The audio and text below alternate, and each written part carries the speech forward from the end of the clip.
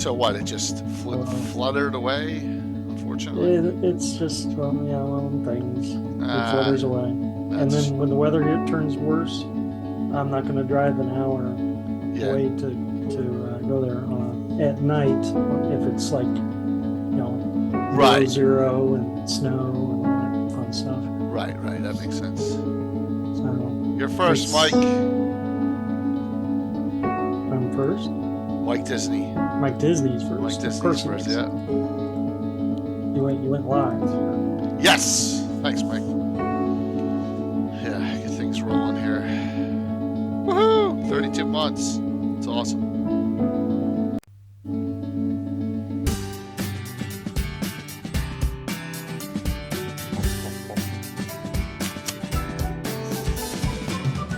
I feel like I'm forgetting something, but it's too late now. Always something.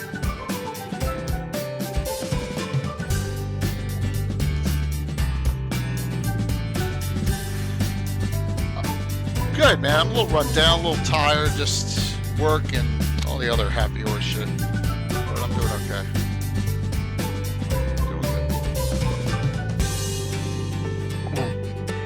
I like the bit totals at the top. Bit totals? Yeah, Cannibal 30,000. Oh my gosh, isn't that insane? 26.5. Yeah, that's nuts, isn't it? You guys were just that was on Saturday night during the race, Good versus Evil.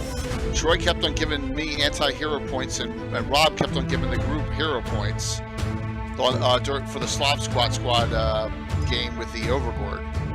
It was nuts. It was insane. Yeah, I at one point had 27 negative, hero points. And there were some other people hopping in. Yeah, it was crazy. Do those roll over, or are they just going? Are lizards slimy? Lizards are scaly. So, Mike, they're covered under scaly folk. Yeah. So it was a fun one. It was a fun one Saturday, and it was insane. So. Yes. So did the hero points roll over? Did I roll over? No, they roll over in my players, and if we're running groups week to week, the same group over and over and over, like on the special shots they go on. The Overboard's eternal, Mike. We went over this. It's like American Horror Story. Every year there's a little twist on the story. It's a little different, but it's all the same theme of the Overboard, right? This year's story was slightly different than last year's, with a different group of players. Like next year, I may have Ed Greenwood's group do it. Yeah. So yes. Of course. Gotta. It's like watching a great pumpkin every year as a kid. It's gonna come on. Yes. So yes, absolutely. Don't have to worry about it. It's also like being in an R.A. Salvatore novel. No one's dead permanently. Nothing's ever dead permanently. Artist Centrari, Wolfgar, none of them. They come back. Everyone comes back. I know that was a low blow. They come back from the dead, or they just don't get old? They come back from, I think Artemis Centrari came back from the dead, actually. He was dead. So, yeah. Hey, that's how that was a low blow, I know, but it was funny. Yeah, spoilers, I don't know. You haven't read those novels that are 30 years old? Oh, that's not my fault at this point. Everyone comes back. Wolfgar comes back. There's one person who doesn't come back, but all the main characters always come back. So fun times. All right, giveaways all set. I'm putting this in now, just because I'm on that page, but it's early. But I'm just doing that so I can get off that screen. Hi, Lord Forth. Awesome. What's up, man?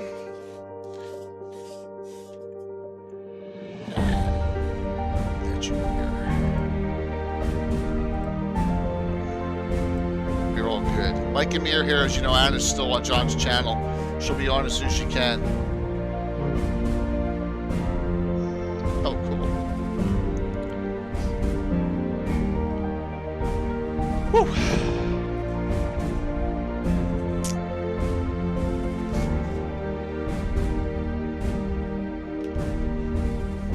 I think I perused. I got a couple diamonds in the rough, I think. We all do for this topic. So.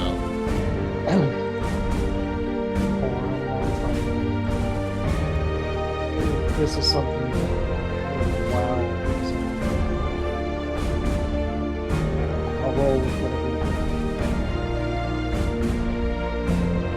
It's only 7:49, so we're in good shape here.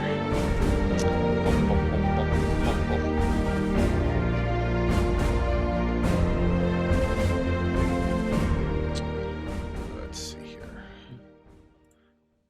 What button do I hit next? I hit this one. I'm like begging my sponsors, like, get me videos, please. Get me videos.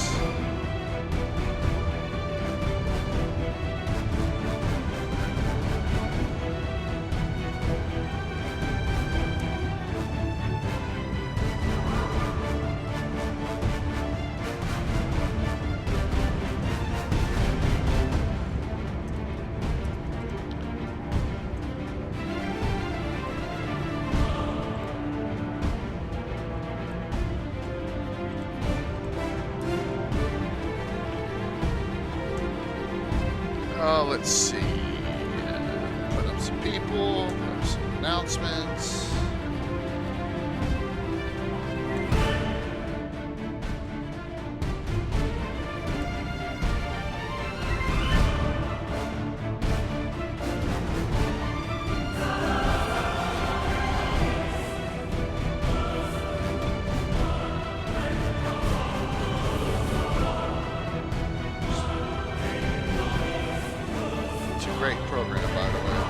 Oh, by the way, so tomorrow night we're giving away another full package of Portrait Works. Because they're sponsoring the channel. That's tomorrow night, during tomorrow night's game. So that'll be cool. One more ad. Yep, that'll be good. We'll give away a full package of that. Of the many ancient civilizations of the world, none can surpass the grand majesty of ancient China. One of the oldest and longest lasting civilizations in the history of the world, going back over 4,000 years. Troller Games is proud to announce our latest just some reminders in here in chat. Codex Sonarum. The Codex Sonarum covers the might and profound wonders. It could, Troy. It could. China. I mean, it could include like everything. I use the word folks just because Monsters was too long. With almost 200 mythical Chinese creatures. So is over 140. So is amphibian. Exactly, Mike. So is amphibian. You act warriors. Dead and on. More on a level that Good will be point. Truly legendary, told in a narrative true to Chinese history. It introduces the basics of Chinese martial arts and is complete with ki and the many legendary abilities associated with it. Ancient complex systems of sorcery, spellcraft, and fortune telling. Even enchanted charms are explored as well. Players can live out their characters' adventures in tales set in popular Chinese fantasy styles like wuxia and more, while within a pseudo-historical setting and brought to life by the game. That's like, considering it's a basis for half of a published module I did, and I made an entire specialty pre-stop. Yes! Bringing hosts of gods and heroes, legends and lore, and even the monsters and foes that plagued the peoples of ancient times to the stories that you create. No, yeah, that's not the fun. Codex Sonarum It's brings funny, ancient China to your table. Join us and pledge that's today. That's a peach, hon. Troll Look at that, we're 7 minutes. 7 minutes Join early the here. fray.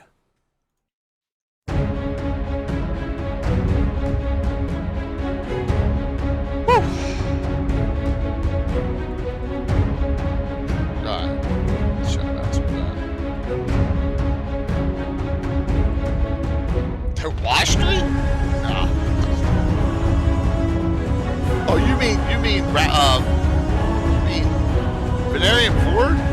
Yeah. Venarian Ford is Ralashaz. He's not Washstream.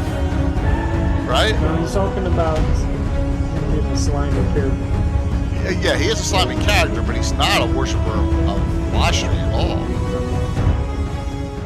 He can join the First Yulik Pathfinders. The First Yulik Pathfinders take neutral characters, so he can join them, and he can raid on the border with the Pomars all he wants, because they need cannon fodder, shock troop types. So yeah, he's more than welcome to join the First Yulik Pathfinders.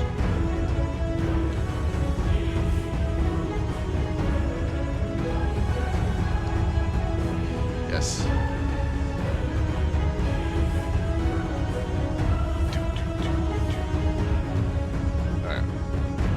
Haven't seen. They're still going there, and Anna's chatting something. Yes. Catapult. What's that? There are no cannons, so it has to be like catapult. Yes, it has to be. Well, there is a cannon in Fortress Elendar in the Shieldlands in that adventure. It's like a magical bombard, So yeah. CN cannon fodder, exactly. Use the Cadillac Stupids as cannon fodder. It's kind of ironic. Right, Athar? I do appreciate healers. I don't. It's just it's raid. It's a rule. There we are. We're on the main page. There we're going. I'll set that up again. There. So blue box. What's going on as you raid it? Here, I'll show you that a second time. Unless that didn't work a second time. There we go. Here comes Anna, too. Welcome, everyone. I know we're a few minutes early. Good evening. Anna's hopping on here, so we are good. Good to see you, Anna. It was a cool discussion. Thanks, John, for the raid-in. Let me shout you out here. Hi, John. Hopefully everyone is doing well. Hey, Uncuther, nice to see you first-time chat here. By the way, we're 20 followers away from 9,000, right? Where the heck is it?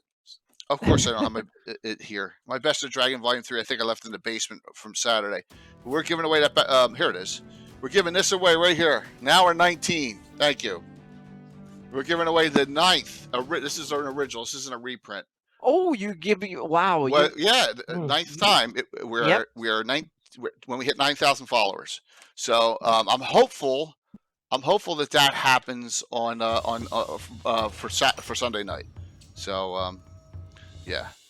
And thank you all for coming on, and welcome as we kick off another week. Thanks, John, for a great raid-in. I'm J.K. Lucas-Zumba. With me is Greyhawk Mike Bridges and Anna B. Meyer. Hello. Double two-fisting, double-shotting it here. So, yep. By the way, the giveaway is already set up. Okay, get your choice of two, and what's on the screen below me is one of them. Tomb of the Lizard King. These are reprints, and then your choice of any of the other ones that are here. All right, just let me know. Courtesy of Patrick Canadian Ancient Gamer. Got a whole bunch of good ones. A lot of B's and X's here.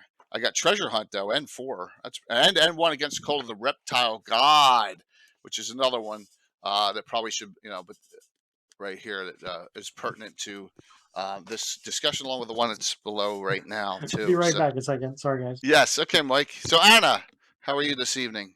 Oh, good. Yeah, it was fun to talk to John and everyone at Blue Box. That was awesome. That was a good start of the day, so to speak. Fantastic. Yeah. Fantastic. So tonight we're going to discuss, and this was another Mike. Mike usually comes up with these ideas, which is great. Wonderful ideas. Yeah. Yep. Yeah. So we are looking and always looking for new titles, new ideas. And so we're going to go Slimy.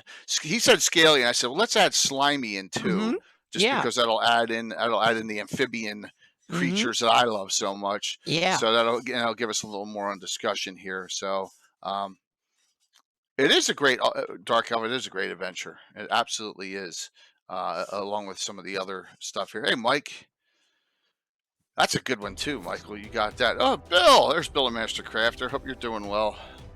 Yeah, hello, Bill. I got good news and bad news for Bill. Actually, it's not bad news at all. So. You giving him more work?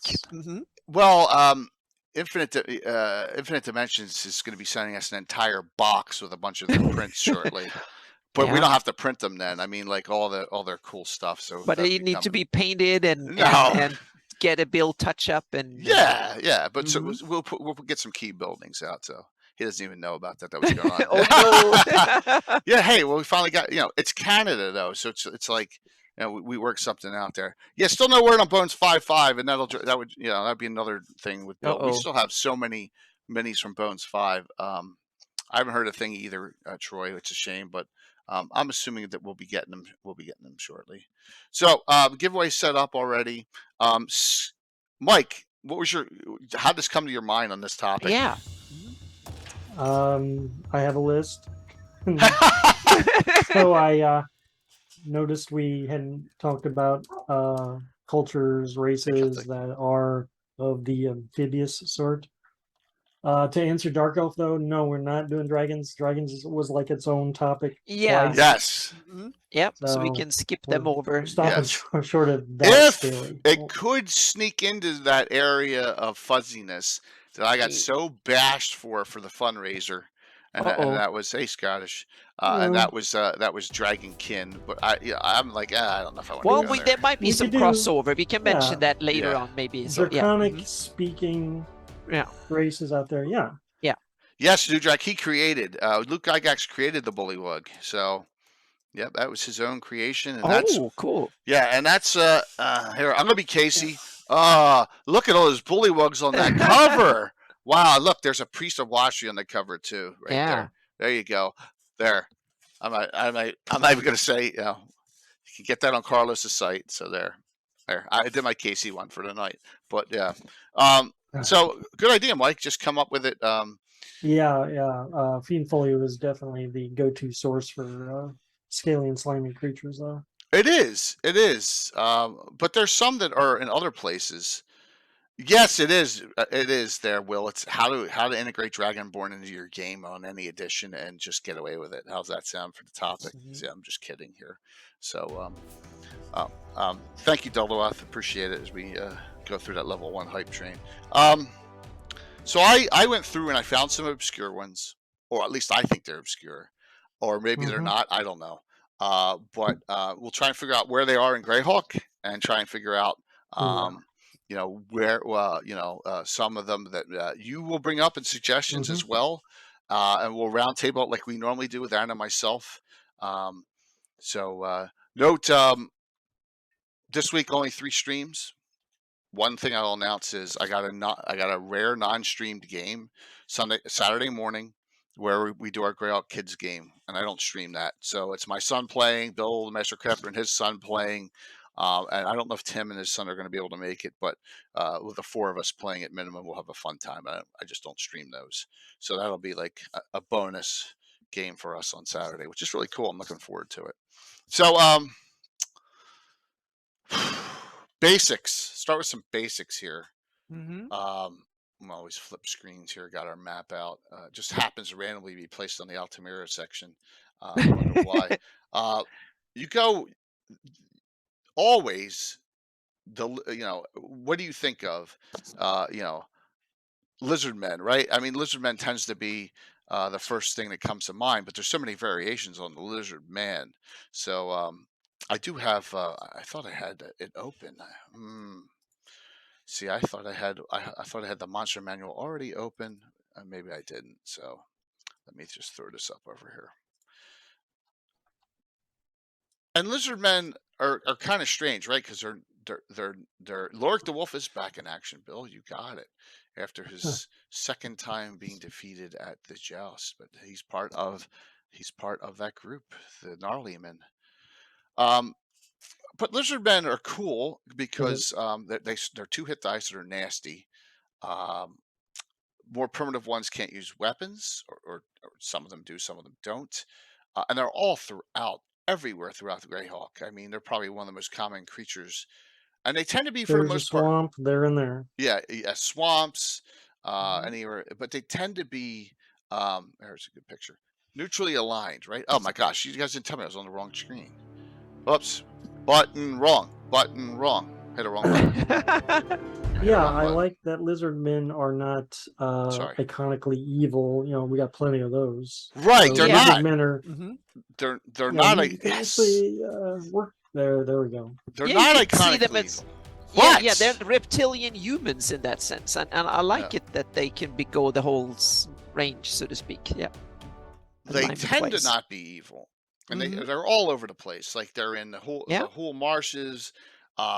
They're in L1. They're everywhere. I mean, just think they're Miss Marsh near Greyhawk. I mean, you can think of a place, well, Vic, giant frogs. The giant frogs aren't sentient. Giant frogs. They're more like monster types, animal types, right? Let's have a little bit of We're trying to hit the sentient types like in this discussion. Building, it's cool though. It's cool though. Slimy. Yeah, they use them a lot in the cartoon. But when this guy shows up, they get corrupted very easily, right? And lizard men become bad and evil. So why are you disappointed, Josh? I'm disappointed in you. How's that? What? See, he's just busting my stuff. He's been pushing my button since that meeting Monday night. So it's cool. It's real cool. I'm good. I'm good, Josh. You don't need to worry about me. Everything is fine. So are grunts smart or not? Yeah, they are. We're going to talk about them. So the Lizard King, and one of the most iconic pictures of all time, which makes this picture makes no sense, right? But they're in the book next to each other in the Fiend Folio. So someone came up with the idea: let's put lava children and lizard men together in one picture. Well, there you go. My guess is the lava children are like breaking the fourth wall, that they are close to each other in the alphabet, and the lava children spilled over into the Lizard King's section. Yeah, that might be. So Phoebus, by the way, is a reincarnated human who is reincarnated into a lizard man. He's in a rogues gallery. And thank you for the hype train, everyone. That was really kind of you.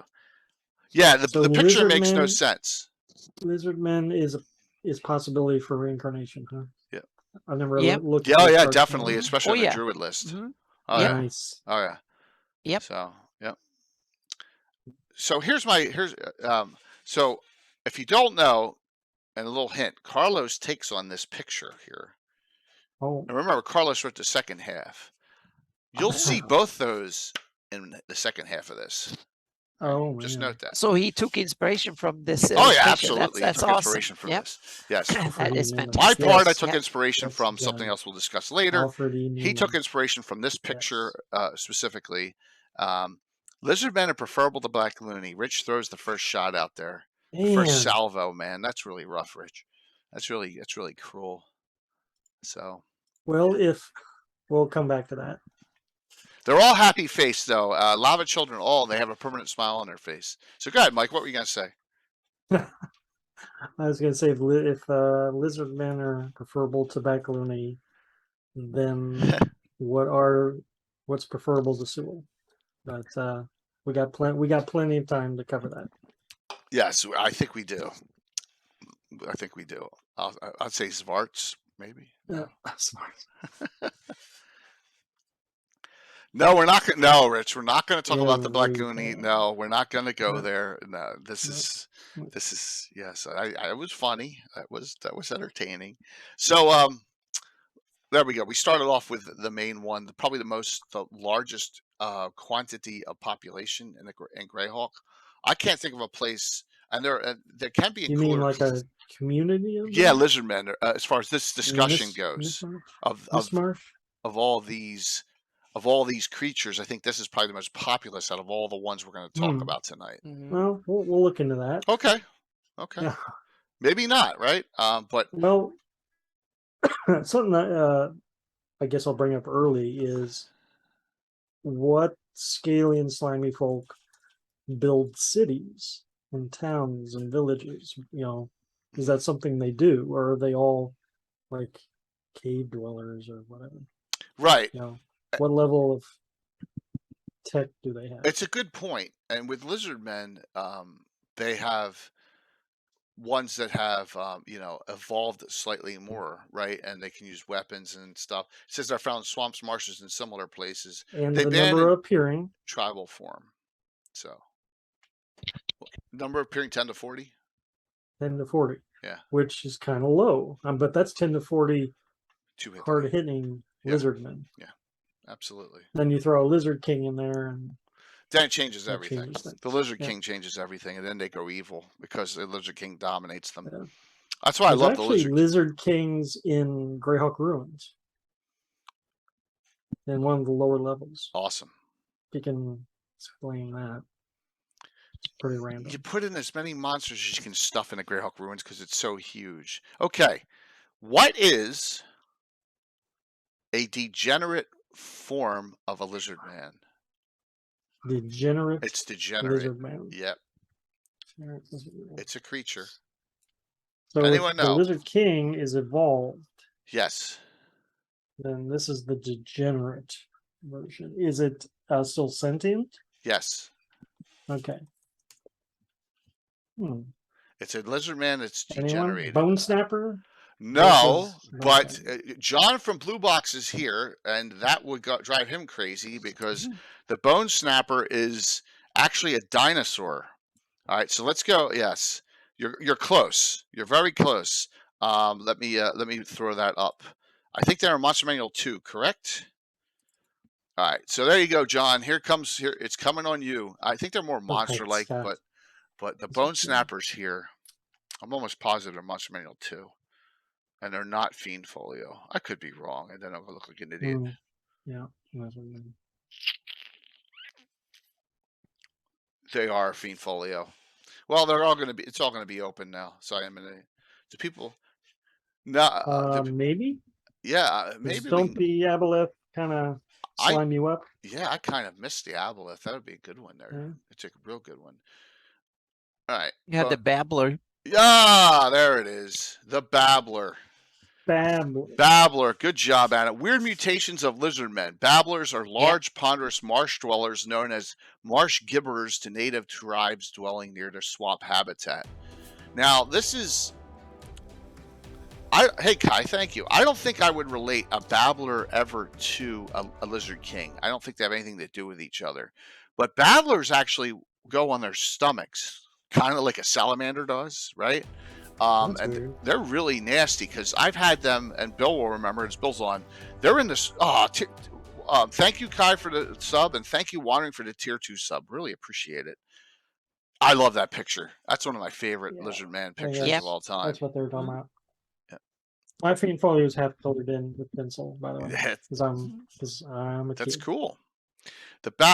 I've had the babbler actually, a fight's going on, sneak in underneath the muck in the swamp on their stomach and come up behind. I've done that a couple times, if Bill remembers. I did that not that long ago. Babbler. Yeah, and they're 5 hit dice, so they're really nasty. Tough. Yep, they're difficult to detect. Animals smell them, and they strike from behind as a 4th level thief, and they get double damage, almost like a backstab. So it's pretty Average nasty. intelligence. Yep. Average but high cunning. And this gets overlooked, really overlooked in the lizard man world. Their language is babbling, but they understand common. Yeah. To me, that just sounds like a human trying to describe it. From its perspective, they might have a really developed language, but to human ears, it just sounds like hissing or fun stuff. So that's how I like to interpret these descriptions, meaning that's what we like a human describing something from Mars, so to speak, something they don't understand. Yeah. Lizard men are cool, but now you got 2 evil types. You got the Lizard King, you got the Babbler. Now, by the way, the Babbler moves 12 on its stomach, but when it walks upright like a T-Rex, it's only at 6. So, yeah, isn't that crazy? They're kind of nasty. So you got 2. Lizard Kings and Babblers that you can throw in if you feel bad about, slaughtering neutrally aligned lizard men, and I can understand that. Rich, that's funny. The natural habitat about, and thanks for the reset, by the way. He probably can confirm. Yeah, is 2 a.m. That's really even cool. before 2 a.m. I would say, but that's another thing. Yeah. So we got that, and while we're here, we're going to go down to the John favorite realm. Here's the bone snapper. Yeah. But I think Lizardmen, for me, Lizardmen is one of these that have huge potential that I haven't used much. But for my game style, the way I see it as Greyhawk, Lizardmen have huge potential. They're one of these really underused monsters in that sense. But I don't see them as monsters. I see them as another playable race, even because I see reptilians as and now I love real science, so and Lizardman has so much potential. So I get my inspiration from Lizardman. What if dinosaurs would have lived on Earth for another couple of 100 million years and developed, so to speak? They are the reptilian equivalent of a humanoid, someone who can think, walk on his two, manipulate things, and have all almost all of the benefits of an advanced humanoid mammal, so to speak, that you can manipulate things, you can have a language, a culture, and all of that, so to speak. It's a reptilian equivalent of it. But then you have some drawbacks, meaning it might still be cold-blooded, so it will be basically living in warm climates where it has an advantage. It would not go up in cold areas and stuff. So I will see it as a something that if the area in question, like in the Flanies, it's only in the sun, like the Hool marshes and areas where the lizardmen have enough advantage that they can actually challenge humans and humanoids and others, the competitors, because the competitors to lizardmen I see are humans and humanoids and elves and dwarves and other cultural intelligent beings, so to speak. Those are the competitors to lizardmen. So I don't see them as evil or good or anything. They're like humans. They can flex all over the scale, so to speak, and they can have different cultures and stuff, and they have a language and all that. But they have, so when the climate is beneficial for them, then they will be the ones, if it's wet and warm and humid enough, they will be better adapted to survive than humans would be, or a lot of other races and kinds of creatures. So that's how I see it. And then you can have, just like you have humans and dwarves and elves and halflings and stuff, you can have a whole menagerie of reptilians that fill different types of roles, so to speak. So you can have babblers and bullywogs and gripplies and all sorts of weird reptilian-like monsters. That's how I generally want to see these types of creatures. So up in the temperate northern areas, no, that they will be so misplaced, they will be outcompeted quickly. But in tropical wet areas, definitely there will be areas where they will be the dominant ones, so to speak, and their culture and stuff. That's how I want to use them in my campaign. Cool. So this is Phoebus, the PC. No, I didn't say. Oh, sorry. I see a comment. I didn't say they're grippy, but I'd say things that are reptilian-like, so to speak. So yeah. Yeah. So yeah, I just started right here because it was the main one. I got a whole bunch. Yeah. We got a whole bunch we're going to bounce around on. But yeah, so that's Phoebus. Wanted to show that picture. Hey, Vancouver, good to see you. And go with this. So I think in second edition there was rules on playing lizardmen that I recall. Yeah. I don't doubt it. I'm not sure if I can remember which. Which. So I can see Hepmona Land down in the Medio, Hool marshes and stuff. Those will be areas where I can see that lizardmen could compete with others, so to speak, and related creatures to them can compete with the mammalian version of it, so to speak, meaning the humans, the elves, the dwarfs, and the others. But that's just how I would like to use them in my campaign. You can simply say they're just whatever reptilian-like. Well, I don't know if they ever come across resource fighting with elves and dwarves, right? It seemed like it. I don't think that often, because they live in different climate zones. But if they're tropical elves living in the tropical jungle or something, so yeah. I think it can definitely cross paths. Dwarves probably even less so, because mountains is probably not the area where lizardmen would be. Yeah. Then dwarves will outcompete them very quickly, I think. So in that sense, yeah. Very cool. So, but on the other hand, dwarfs moving into the tropical swamps, the lizardmen would win. I will put the money on the lizardmen. I would say so too. Or halflings going into someplace where they're going to sink. Yep. So absolutely. Yeah, absolutely. The complete book of humanoids has lizardmen fairly detailed. I agree. Yep, definitely. All right, Mike, give me one. Good one. Well, and I was talking about lizardmen being all over, right? So that was one of the things I was curious about. I'll just jump right to it. Also in the Fiend folio, fire newts. Fire newts are cousins. Yeah, there goes one that you that was but are they scaly? But are they scaly? And I don't think they're slimy. Yeah. So but newts are kind of slimy in the real world, so to speak. So these guys wouldn't be slimy. That's true. And they live in the hell furnaces and Sea of Dust. Sea of Dust, yeah. But they definitely qualify, and they are definitely as according to the Fiend folio. This is one of my sleepers, Mike. You got there. Oh, nice. That's good. That was great. Because well, anyway, I've always liked those pictures, and they always seem like more advanced at least from the artwork. They look more advanced than lizardmen. Yeah, and once again, what I think happened with them is someone got the monster manual, and then the Brits just go, I'm going to create a cousin to them, and this is what I'm going to do, and that's how we came up with the fire newt. It's lost to time who created them, unfortunately. Yeah. But here they are. Here are the fire newts. It dies very similar. But they have priests, overlords. They got a lot of other. They ride the fire drakes. And they also want powers. Yeah. I also think it's one of these kind of cool monsters that ties into old mythology, meaning we have old mythology from I forgot which part of the world, but newts that are red and stuff, that they connected them to fire. That's why we have fire salamanders and stuff like that. So because reptilians have no connections to fire in the real world in that sense, but old ancient kind of old folklore and stuff like that have gotten into D&D for good and bad, and in this sense mostly for good, because you can kind of spin this off and say it's elemental fire and reptilians together or something, and that could lead to fire newts. So you can play with this in interesting ways, I think. And it has them as pure evil, neutral evil, in here. Yeah. And they have resistance to fire, and they ride these giant striders, which I always thought were cool. They're like almost like the descendants of dinosaurs, a large armless, flightless bird. Yeah. With scales. Considering they run around in the hell furnaces and Sea of Dust too, they're also they're now the masters of the Soul Empire, right?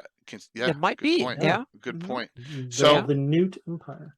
So we got Rich and Gary causing trouble. Rich says, "Isn't this about the Bacluni?" And Gary goes, "Isn't this about the Rennie?" Oh, you guys are rough, man. Yeah. Oh, I don't know about that, Bloodwild, because these aren't dinosaurs, right? They're not dinosaurs. They're lizard. Fantasy dinosaurs. Yeah, fantasy lizard men and stuff like that. So, but I think. But I really like that they have a menagerie of reptilian creatures that goes with it, just like humans have horses and stuff that are coming from the same basic type of. So I think it's really cool that they would have reptilian mounts and stuff like that, and others, and they could have various pets and animals they make use of, so to speak, and live in symbiosis with. I would love to know the origins of a lot of these monsters, and hopefully one day we can get the connection with Graham Morris. I'd love to get him and just find out a lot of these, where they came from, who designed them. It would be great. Crooked tilts. There was no cheating. It was straight and narrow there. Yep, they're a cool. They're a cool one, Mike. You hit a home run with that one. And plus note, these aren't like misunderstood like lizardmen can be. Everyone understand that? I'm not gonna, they're not like, well, not all the races are they're probably good ones here. No, I don't think so. I think they're all bad, right? And they enjoy torture and cruelty. So there you go. 10 to 100. Well, yeah, Norker, White Dwarf for many of these, but Graham will know, like, because of the compilation. They will. I've asked Creighton. We asked them on that, and the connection's starting to be made. So we get the head of the UK TSR. That's the goal. So we're trying. Fire newt server free. Makes total sense to me there, Rich. Total sense. And I said total, not turtle. I revere the Fiend Folio monsters, though, because Gygax put the time in to add them to the Greyhawk encounter charts. Absolutely. Great point. It's a great point. So, Fire Newts have a god in WD. And White Dwarf, so do Norkers. Nice. Yeah. That's cool. Pick those up for me, Norker. Yeah. Hey, Curtis, good to see you. All right, Anna, what you want to do one?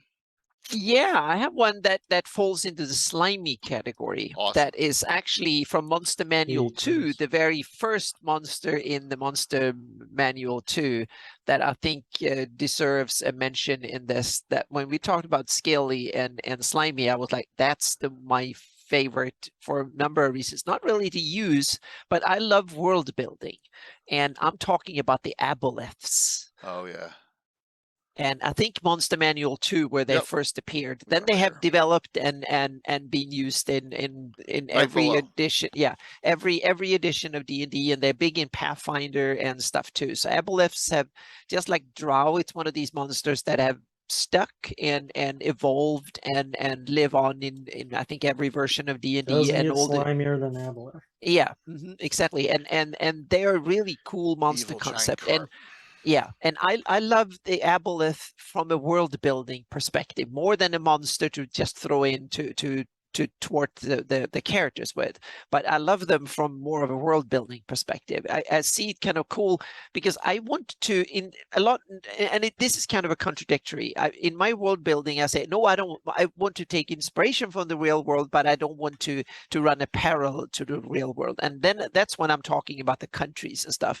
But when it comes to evolution, I'm a little bit more kind of sticking to it. And since in the real world we had fish and stuff long before we had reptiles and mammals and all that, so to speak. So if the Greyhawk and Worth developed the same way, aboleths might have been around millions of eons longer than any of the other intelligent. What if you had fish people like aboleths with the first civilization on Earth long time ago? They might have been around for 100 million years before all the other ones. So they might have come up with all sorts of nasty stuff, and that's why they're powerful. And I haven't decided that even my own campaign yet, but it's one of these ideas I'm toying with. So I'm starting to think like, what would that mean if you have a slimy culture that has gone on for 100 million years before you were even invented as a species? And what kind of implications did that get? Did they have their own religion, create their own gods and monsters, and are they the ones that invented some of the outer planes and stuff, or did the gods and the outer planes invent the aboleths? It's one of these, yeah. So aboleths are cool both from a game mechanic but also from a world building perspective. I kind of interested in them. So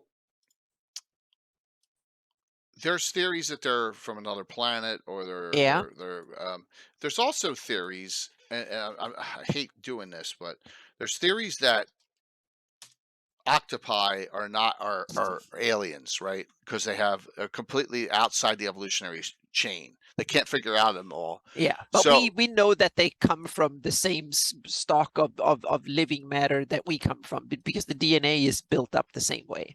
Okay. Yeah, so we know that for sure, that they belong to the same tree of life that we do. It's just way back, so to speak. They are so old that yeah. So we know that, yeah. So there's a lot about the aboleth that you can really develop, and I guess Mike, you did Night Below. Did you ever run that? No, nope. I still don't own it. They're a major part of Night Below, I believe, the aboleth. Nice. So, which is cool. My go-to source on aboleth is Dragon 131, Ecology of the Aboleth, Roger Moore. There you go. Ah, cool. Right, so that's a good place to it will give you, because like the Monster Manual aboleth is like the basic. Yeah. This goes into all the higher orders of aboleths. But I also think that aboleth is good monster design in that way, that it resembles a lot of real world creatures, but is tweaked in interesting but ways that will actually be plausible in a fantasy world, meaning they have locomotion and they have and they have like senses and intelligence and stuff and tentacles. So it's not as extreme as you would think. It's like look back at Cretaceous and earlier animals that lived in our real oceans, and the aboleth is not that far off. Yeah. So it's kind of, I like the biology of the aboleth as well. So to me, it's a monster that I'm intrigued by aboleths on so many levels. I never used one in my gaming, but I'm very intrigued by them as a monster, so to speak. Goodman Games had I bet you Michael Zudrak knows this. Goodman Games has an adventure. I think it's a Tumor Stryhose, where they have this crazy undead aboleth in it. It's on the cover of it. It's black covered. It's a Goodman Games old school adventure, and my God, that was tough. And I remember Bill Mastercrafter's character. He got mentally overtaken. It was awesome. I mean, just like So maybe they were the ones. Oh, sorry. Go ahead. Go ahead, Anna. Go ahead. I was going to say they might be the first magic users in the world, so to speak. They might have been, depending on what way you use evolution or not using it. But I'm playing with the idea that mind flayers. Yeah. So I have the idea that they might have been precursor to mind flayers long time ago, so to speak. So And GNA said that they were put in 4th edition as Far Realms, according to the 4th edition Monster Manual. But then again, stuff gets retconned all the time. Oh yeah. So and aboleth is one of these that have been reused, reinvented, and tweaked in every edition, and even made it into other games and stuff. My memory's like a little fuzzy, but they might have been retconned in 3rd edition. There's a book called a 3.5 book called Lords of Madness, which covers aboleth aboleths are big in 3rd edition. They're big in Pathfinder and stuff. So they have, just like Drow, they have escaped out from their origins and spread further out, so to speak. So Quantum, there's nothing wrong with that. If that's where, I mean, I live in 1E, 2E world, but we'll use a couple other edition stuff, and if you're comfortable with it, it's perfectly all good. This is an editionless discussion. So that was a real good one, Anna. Really good. I'm gonna go for one appears in one of the first adventures ever made. Okay. Is highly intelligent and not evil. Oh, yeah. Quaddle. Oh, that's a good one. Yeah. The Quattles. All right, now it's Mexican lore, correct? They're in. There's one in Shrine of Temotihuacan. Maybe Aztec or something. It's Central American something, I think. Mythology. Winged feathered serpents. They are Ullman approved. Yep. Yeah, Ullman approved. So Quetzalcoatl is one of the Aztec gods, and that was Quetzalcoatl based on. There you go, Valander. So, but these are lawful good, and they have the monsters or the creatures or the races with psionics, which is someone was really a fan of psionics back in the day, right? And they're able to polymorph themselves. So you don't know they're actually Quaddles, which is cool. I love them. I love the Chirins and the Quaddles and all those good almost. They're not on the diva level, right? They're not heavenly, but they are. Just so you know, you got some very powerful creatures races on your side, right? So, and that's one. There's one in S3 too. Exactly. So, yep, beings that are that can actually assist or send you on missions even, and that's. If I recall in Shokanth, the Quaddle shows up when you get to a certain point and gives you gifts at the end. Not Shokanth, of Temotihuacan, when you're successful, if I recall correctly. So, all right, that's mine. Mike, you want to do another one? Well, Quaddles, they're something I don't think I've used. Yeah. Intentionally. I mean, if they've been in a module, I don't remember what we were saying. Yeah, S3 and Temotihuacan. Yeah. Okay, so I've tried to run that actually recently, so maybe I didn't get to that part. Barrier I'll Peaks? try to run Or S3, or you said Tomoacan? yeah, they're in Barrier Peaks and Tomocon. Oh. Well, anyhow, I tried to run Tomoacan at least 2 or 3 times, and I've never got all the way through it. It's tough. It's not. It's a tournament mod. Tournament modules are meant to kill you. Yeah. So. No, I was just now going through my monster manual. Okay. But because I was looking for the number of appearing on Sahagwin. Yeah. Sahagwin. 20 to 80. 20 to 80. So that puts them probably a notch above Lizardmen in frequency. But yes, one of my favorite villains. Oh yeah. I've used them so much. They're in published modules or otherwise. All right. So I know I had these ready because we had the discussion on these, and one is by Skip and the next 3 are by Bruce Cordell. You were right, Troy. Here they are, the references, 2nd edition. Your Sea Devils reference book. Okay. These are all originals. And then Evil Tide, another trilogy. Thanks, Timmy Enoch. They are great books. They are great. I'm assuming Troy Night of the Shark? Yeah, Night of the Shark is number 2. And then Sea of Blood number 3. Now I've never run these, but they're in my to do down the road, and they have some cool. Sea of Blood. I have this still attached inside. I don't want to take Good it stuff. out. The poster. So, yep. Yeah, I leaned heavily on those 2nd edition modules when I was running my my remake of 5 Shall Be One. So in 5 Shall Be One, you're trying to get the 5 Blades of Chorus, right? And one of the adventure spots in that is you go to an orc city. Well, I was recasting this down in the South Sea. So I was like, instead of an orc, there's no orc cities down in the South. So I made a Sahuagin city. Even harder to get to. That's cool. So they are they're soulless apparently, right? Are they? Yeah, Sahagwin, yeah. And they kill their any birth defects, which is strange because there is a sub race of Sahagwin that somehow made it out without getting slaughtered, but they still get hunted, and they are in the Slavers reference. Anna, you know who I'm referring to? No.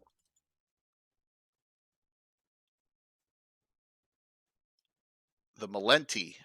Oh, okay. All right, so the Malenti are mutated Sahagwin, if you can believe that. Even further, there's a Malenti underwater village near the ruins of Cantona. Yeah. Yep. Malenti. They also appear, and they're actually negotiating at the beginning of Sean Reynolds' Crossbows and Crossbones adventure that I ran. So, that pick is from Slavers, absolutely, and it's got to be a Reynolds. Yep, it's a Wayne Reynolds War. Yeah. So, Final Enemy. But they are ran that module in Ghost of Saltmarsh. It's quite a good one. Yep, they look like aquatic elves. Yep. Note that they are not evil. They look like sea elves. Yeah. They look like sea elves that can be negotiated with, and they kind of try to ally with Lokatha and others. But they're spies. Rexels, we will always take topics, suggestions. Absolutely. Ooh, yeah. Sea elf dolphins can sniff out Malenti that try to infiltrate. Very cool idea, Troy. I love that. So I just wanted to bring them up right now when we're talking on Sahagwin. And also note, if you already don't know, that Sahagwin certain mutants are welcomed, like 6-armed Sahagwin princes that you must go and you must fight in the very last room encounter, or you don't want to miss out on any of the treasure. The nobility are multi-armed. Yeah. So. Yeah, I love those creatures. No, I was going to say they have their own deity. You know, they're all about sharks. Sekala. So Sekala is a big shark looking thing. Yep. So note this: Sean Reynolds is going to come back on on a Sunday. He can't do Wednesdays. So Sean Reynolds will be on a Sunday night in November. Someone remind me to ask him who created the Malenti. Did he do it?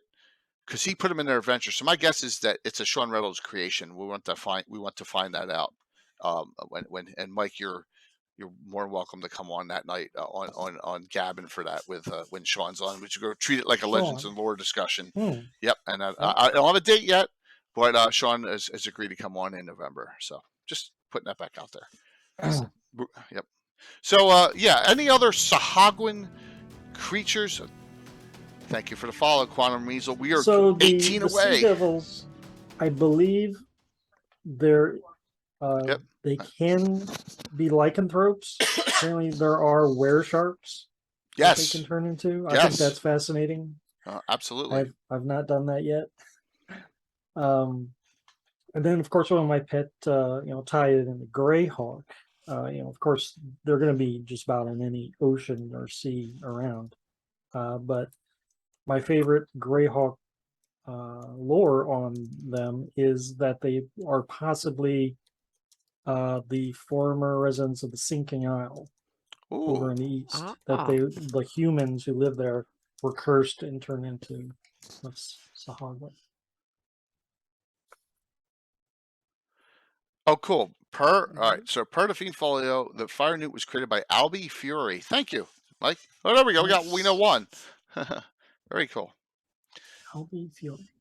So we did one of the Rex Files. We did a trade one, but we need to go back to it. It was a long time ago, and I said I don't know if this is going to be a good topic. Remember we did a coinage and economy, Anna. Yeah. So Rex Fellis wants us to go back there. I think we'll do that. We can do that. Did we really talk about goods? Yeah, he's right. No, we haven't done trade particular, so to speak. Yeah. But that's one of those academic ones we run now and then. So we have demographics and trade, or ones that we did economy and politics, and I think demographics and trade is. You need to get a whiteboard behind you, Anna, for that one. Yeah. So those are two of the series when we go into Greyhawk academics. So I think those are two academic subjects. We just want to make sure it's a week that Mike's on. Exactly. And we spread them out because now we've done 2 in the last 6 months. So we should not do them more often than every 3 months or so, like maybe 4 times a year, but not more than that because they're kind of esoteric. But I think they're kind of an interesting take on things. Greyhawk 400 level class. Yeah. Yep.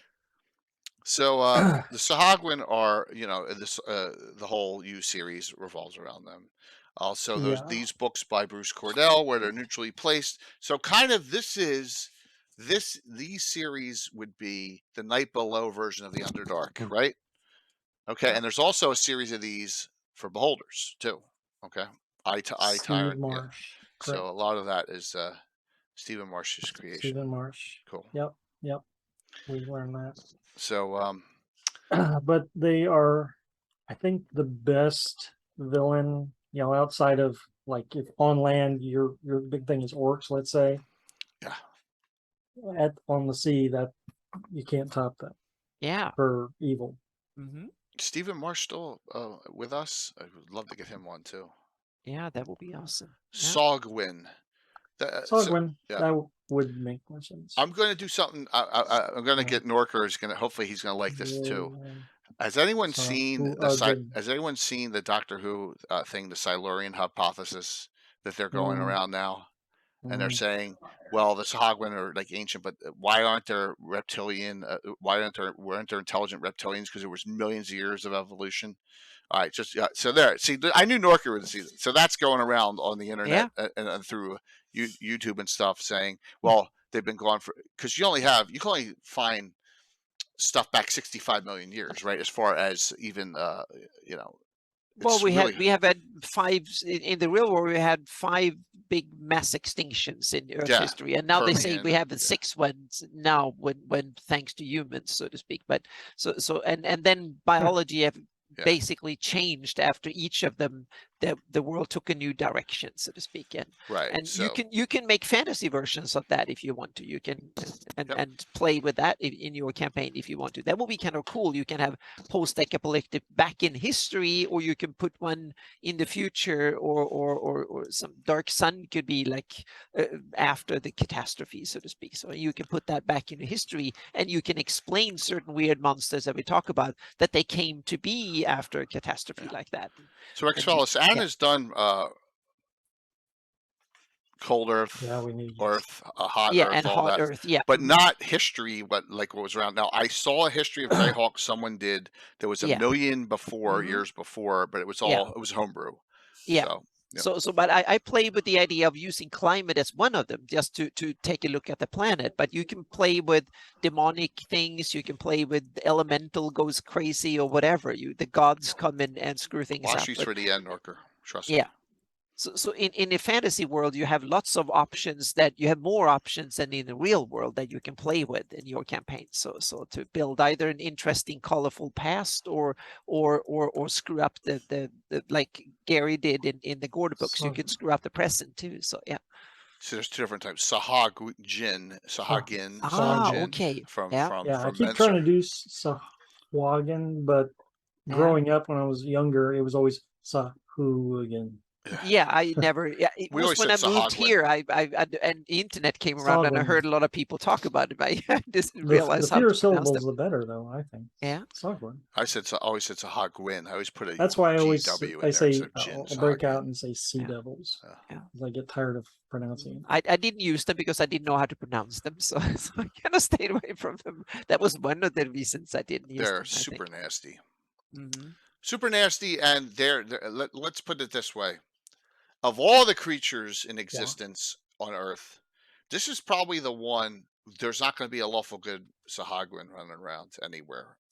Because they're just right. Yeah, it's not like you're going to get orcs that are good. You maybe get a crazy Aboleth that's good, but you're not going to get a Sahagwin that's good aligned anywhere. It's like, okay, make your Sahagwin character, but it's a cannibal. Yeah, I'm sorry, that's just they eat their own too. So yeah.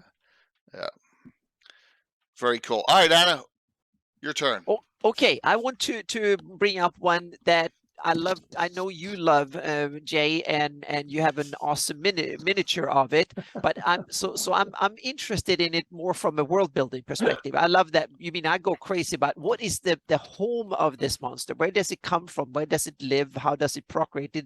Does it have culture? And I'm talking about the iconic frog-hemoth.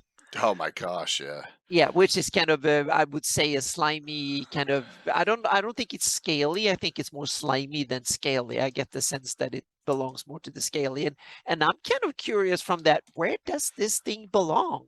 And I'm not talking in the module, but I'm talking in the world, so to speak. Where does it lead, and how do small frog-hemoths come to be, and so on and so forth. Well, frog-hemoths come. Is it a one-off weird from ones? Expedition to Barrier Peaks originally? Okay. So it was on the spaceship, right? Aha, so it's one of these alien infestation thingies. Okay. Yeah. Here's the picture from Expedition to Barrier Barrier Peaks. Or is it a hybrid that was built from creatures on Earth? That's a tough call. I mean, they breed like tadpoles and frogs. But they have a survival rate of like 1% in there, so they rarely get that large, right? Yeah. But so it's an amphibious kind of thing. It's in that sense, like frogs, toads, and salamanders and similar type of creatures, but big and that's interesting. So that means that it's probably more. It doesn't go into cold areas. You will find it where you will find similar type of creatures where it's fairly warm tempered. Not super cold, or it might live in super cold areas, but only when it gets warm enough, so to speak, or something. So when we talked the first week in about Dungeon Adventures, the Temple of Pelor one, the Dying of the Light one, and I said, I thought there was a froggy myth in here, and there was a froggy myth in that adventure. And you're right. I just used one just recently when I redid the God of the Murlocs. Yeah. Yeah, because the Murlocs are worshiping a froggy myth. Yeah. So I'm kind of curious where they belong in the world, so to speak. But that gives me some ideas, and I think I wanted to just to figure out if it's like an thing that just a few weird experiment creates one, or if they're actually an animal of some sort that lives out there and procreates, and there become more of them, so to speak. Yeah.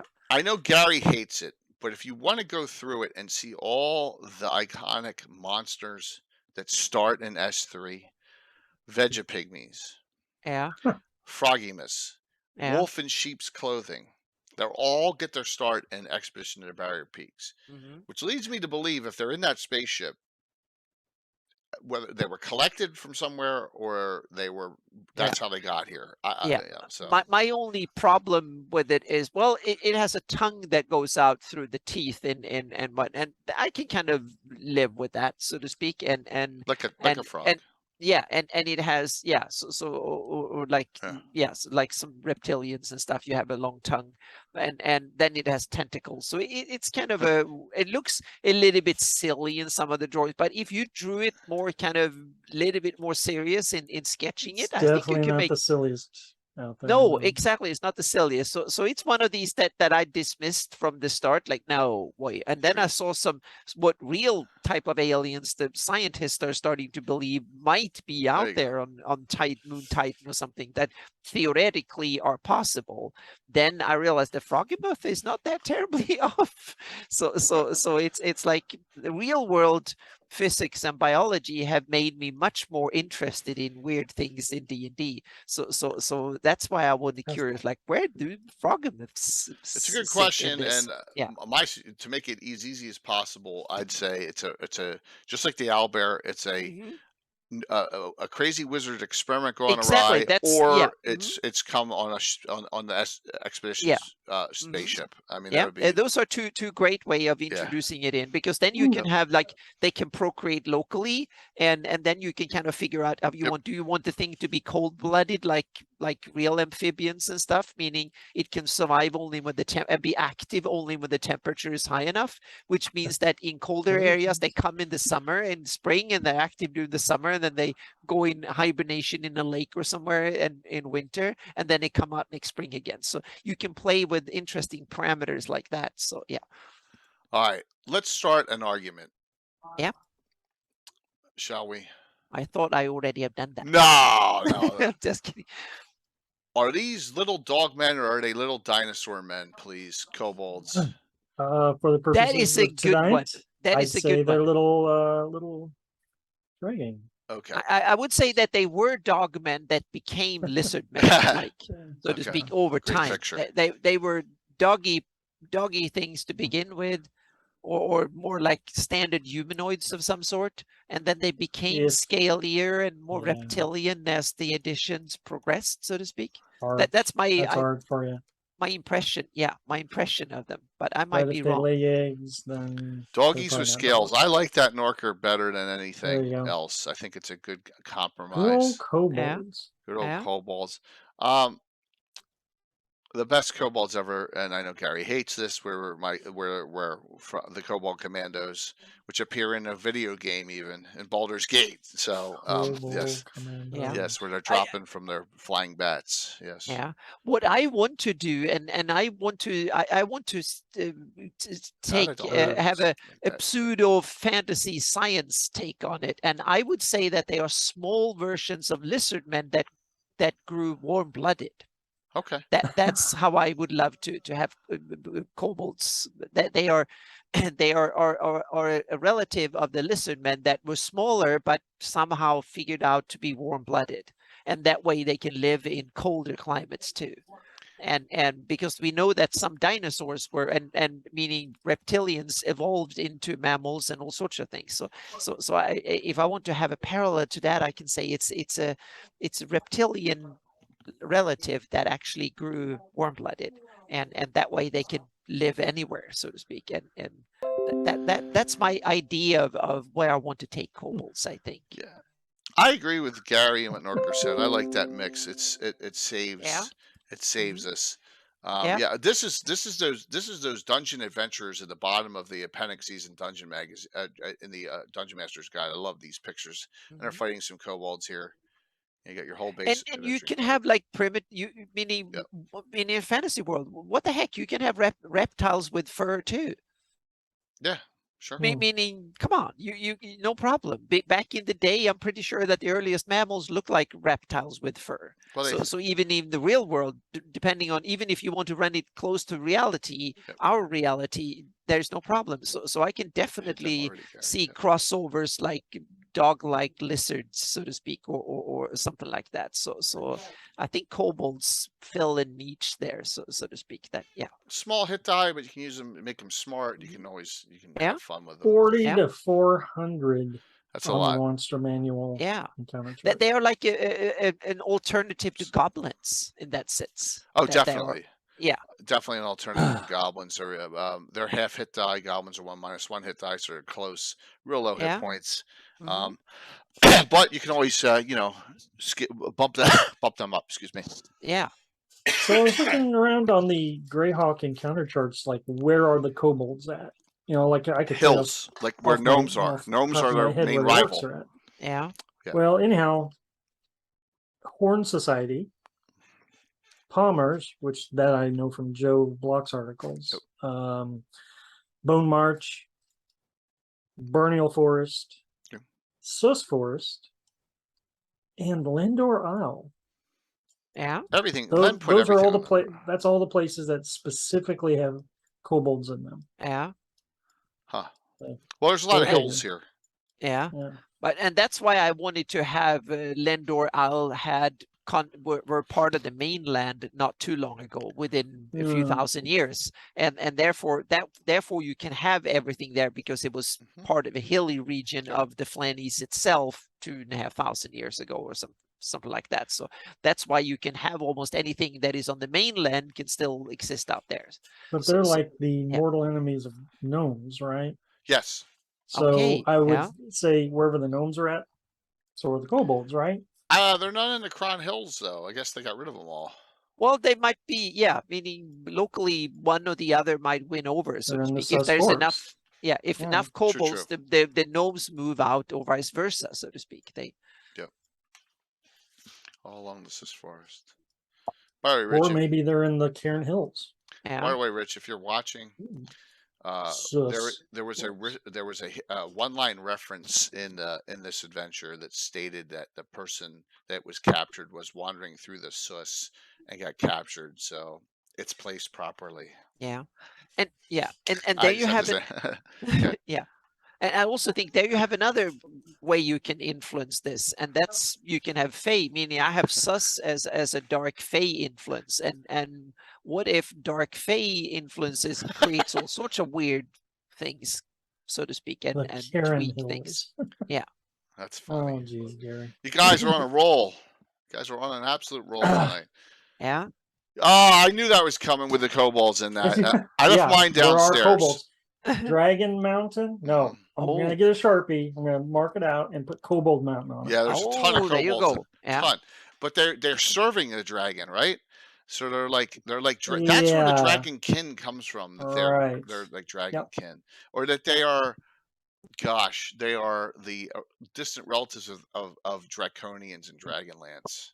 Gorgeous box, by the way. It is a great box and a lot of all the content's gone. Yeah. I really? Stuff in there. Isn't that where the dragon? Isn't that where the half dragons start? Maybe. Yeah.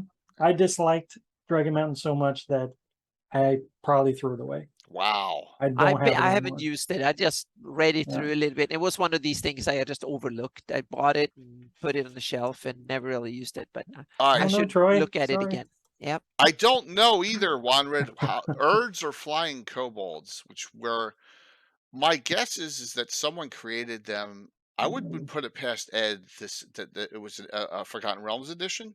The Urd URD, which is a flying kobold.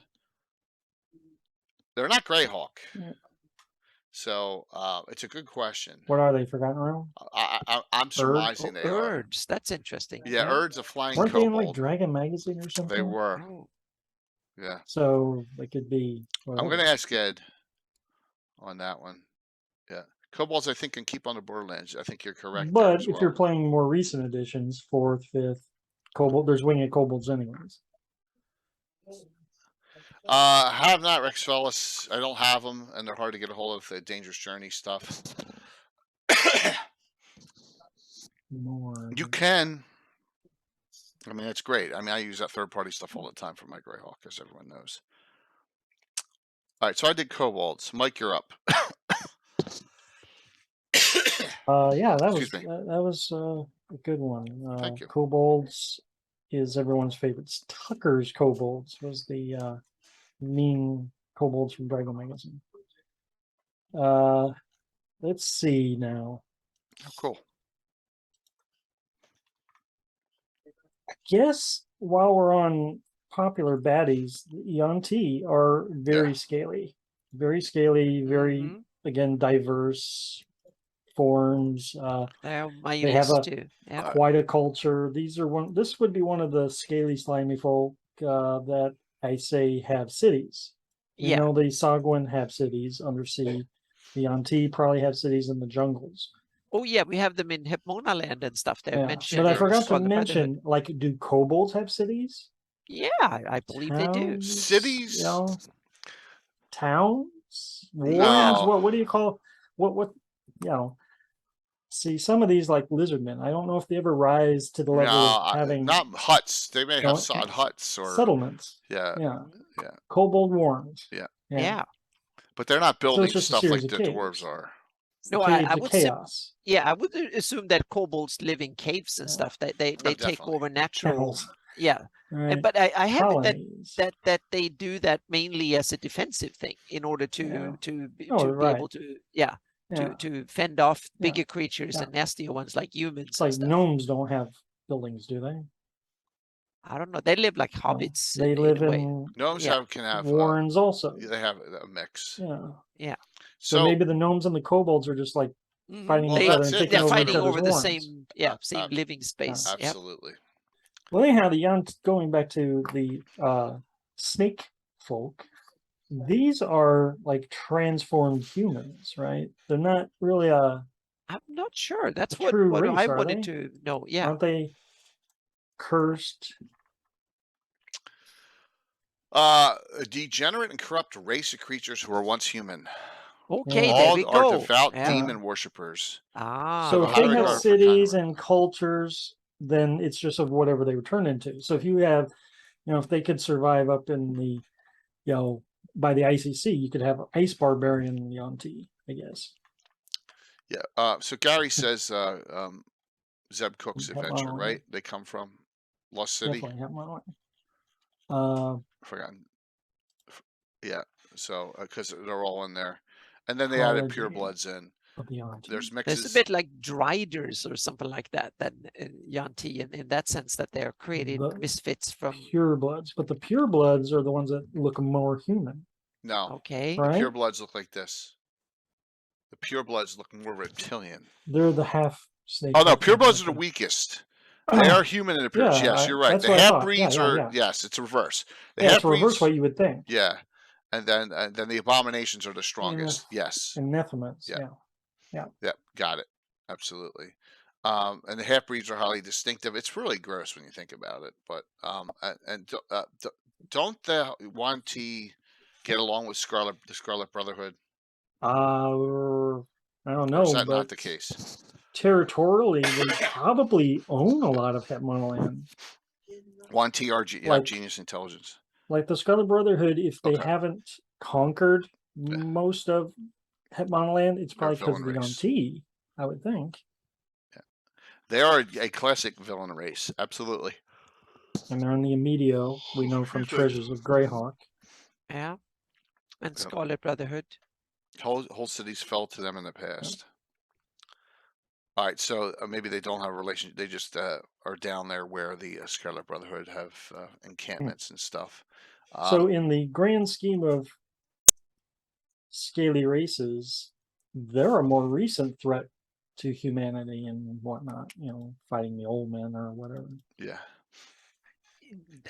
Norka had, I think about Thulsa Doom too from Conan movies. Yeah, when I see Yuan Ti. Yeah, absolutely, Very much his so. transformation, and they're very intelligent. They have magic resistance, and they seem to be working toward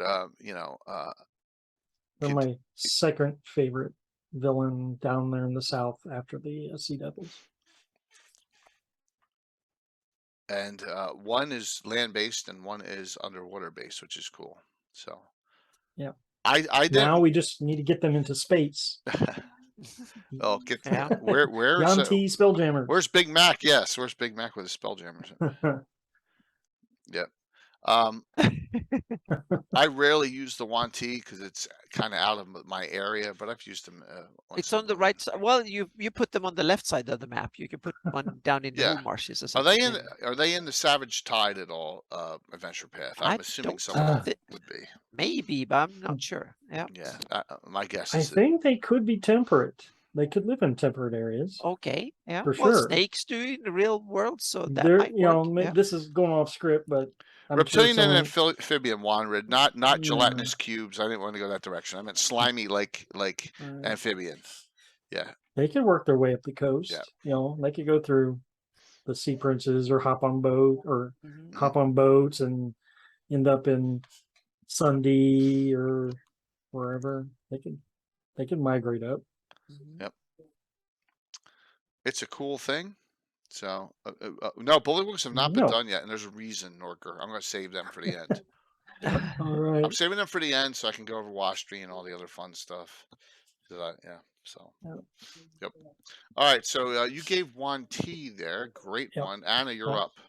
Okay. Now I have one that we mentioned before, but I'm kind of curious because I don't know much about them, so I want to have your kind of take and that is the little frogmen, Grippleys. Yep. Okay. And that they're kind of, to me, seems like they're like what about frogs getting smart and turning into getting the same benefits of anatomy of humanoids, so to speak? They can grip things. They can walk on two legs and start manipulating things and get intelligence.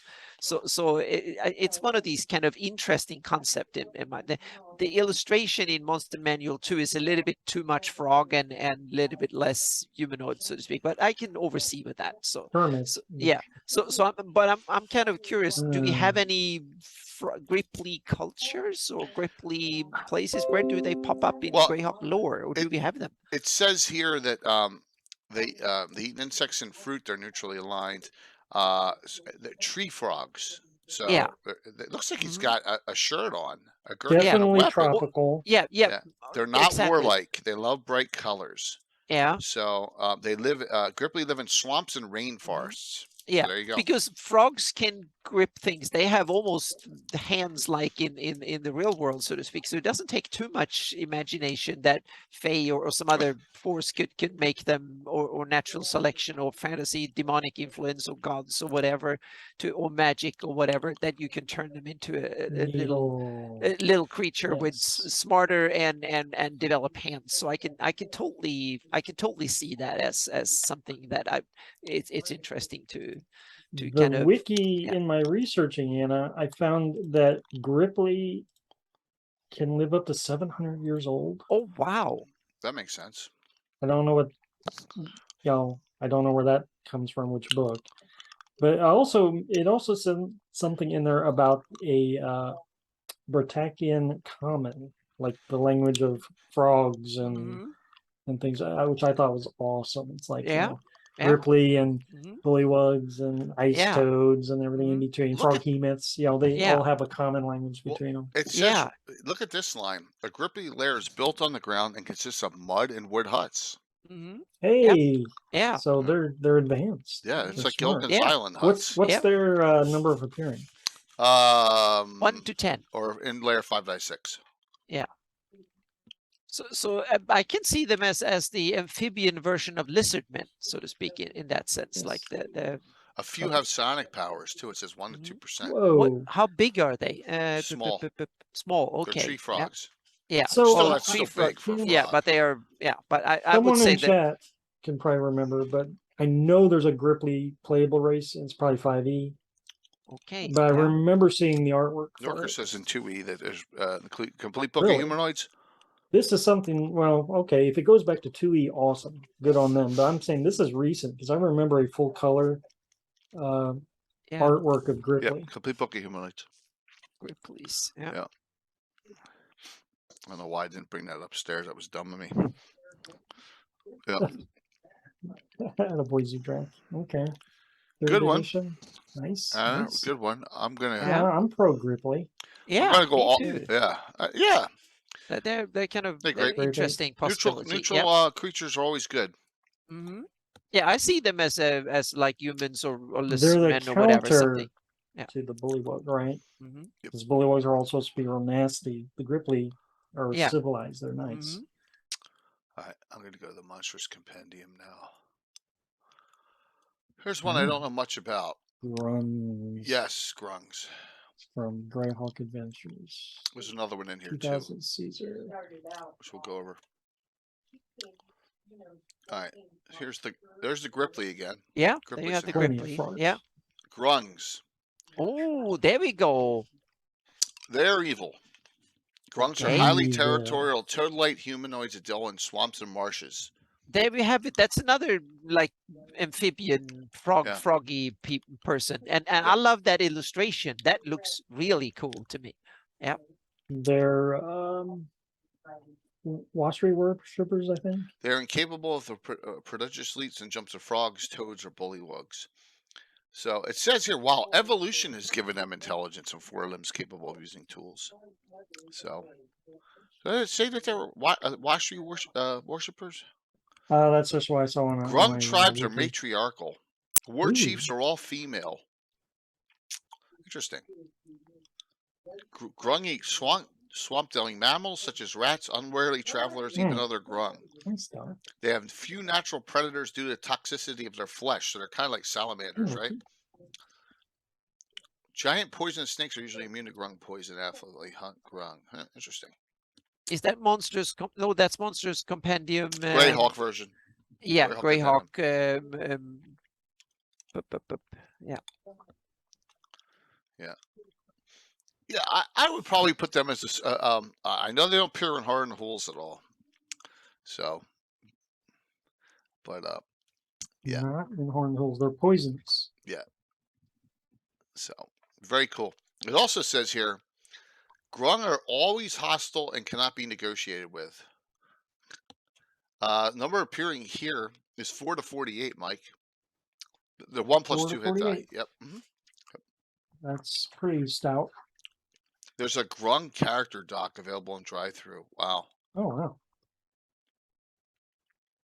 wow. Now, here's another one while we're here. This one I know even less about. Gripply Warrior. Wow. And that's in which book? That's it's in Candlekeep. Okay. Nice. Very cool. Thanks, Joel. Here we go. This one.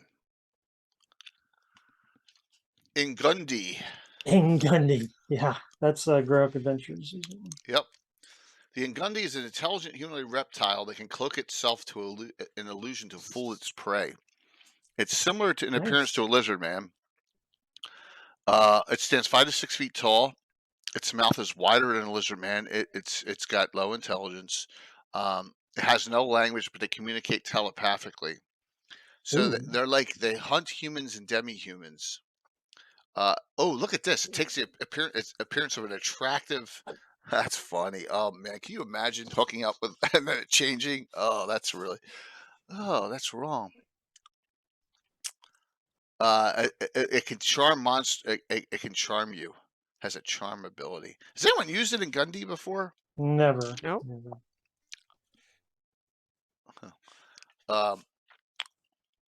Wow. 3 hit die. This is Greyhawk. This is a Greyhawk supplement. There's no art of it in Greyhawk Adventures. But it's in there. it's in there, but you got the supplement thing. Yeah. Yeah. I'm looking to see if it says where it's a highly efficient predator.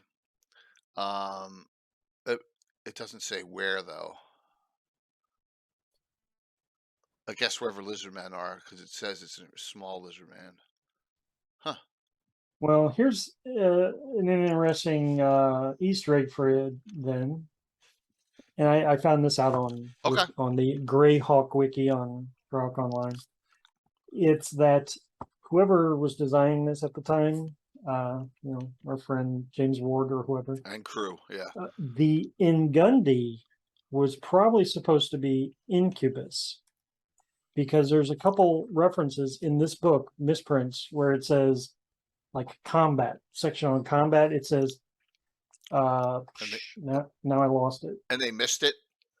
They missed it. Yeah, the Incubus can use the ability twice per day. Yada yada. Right there in the Ingundi section. Ha ha ha.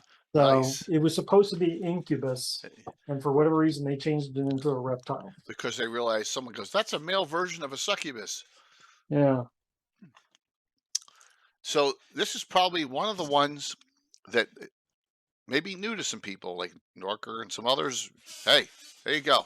And it's an official Greyhawk. It's in Greyhawk Adventures. And the reason it doesn't get a lot of play in Greyhawk Adventures, no pick. You know how monsters in books don't get a lot of play without the you gotta picks? have a pick. Yeah.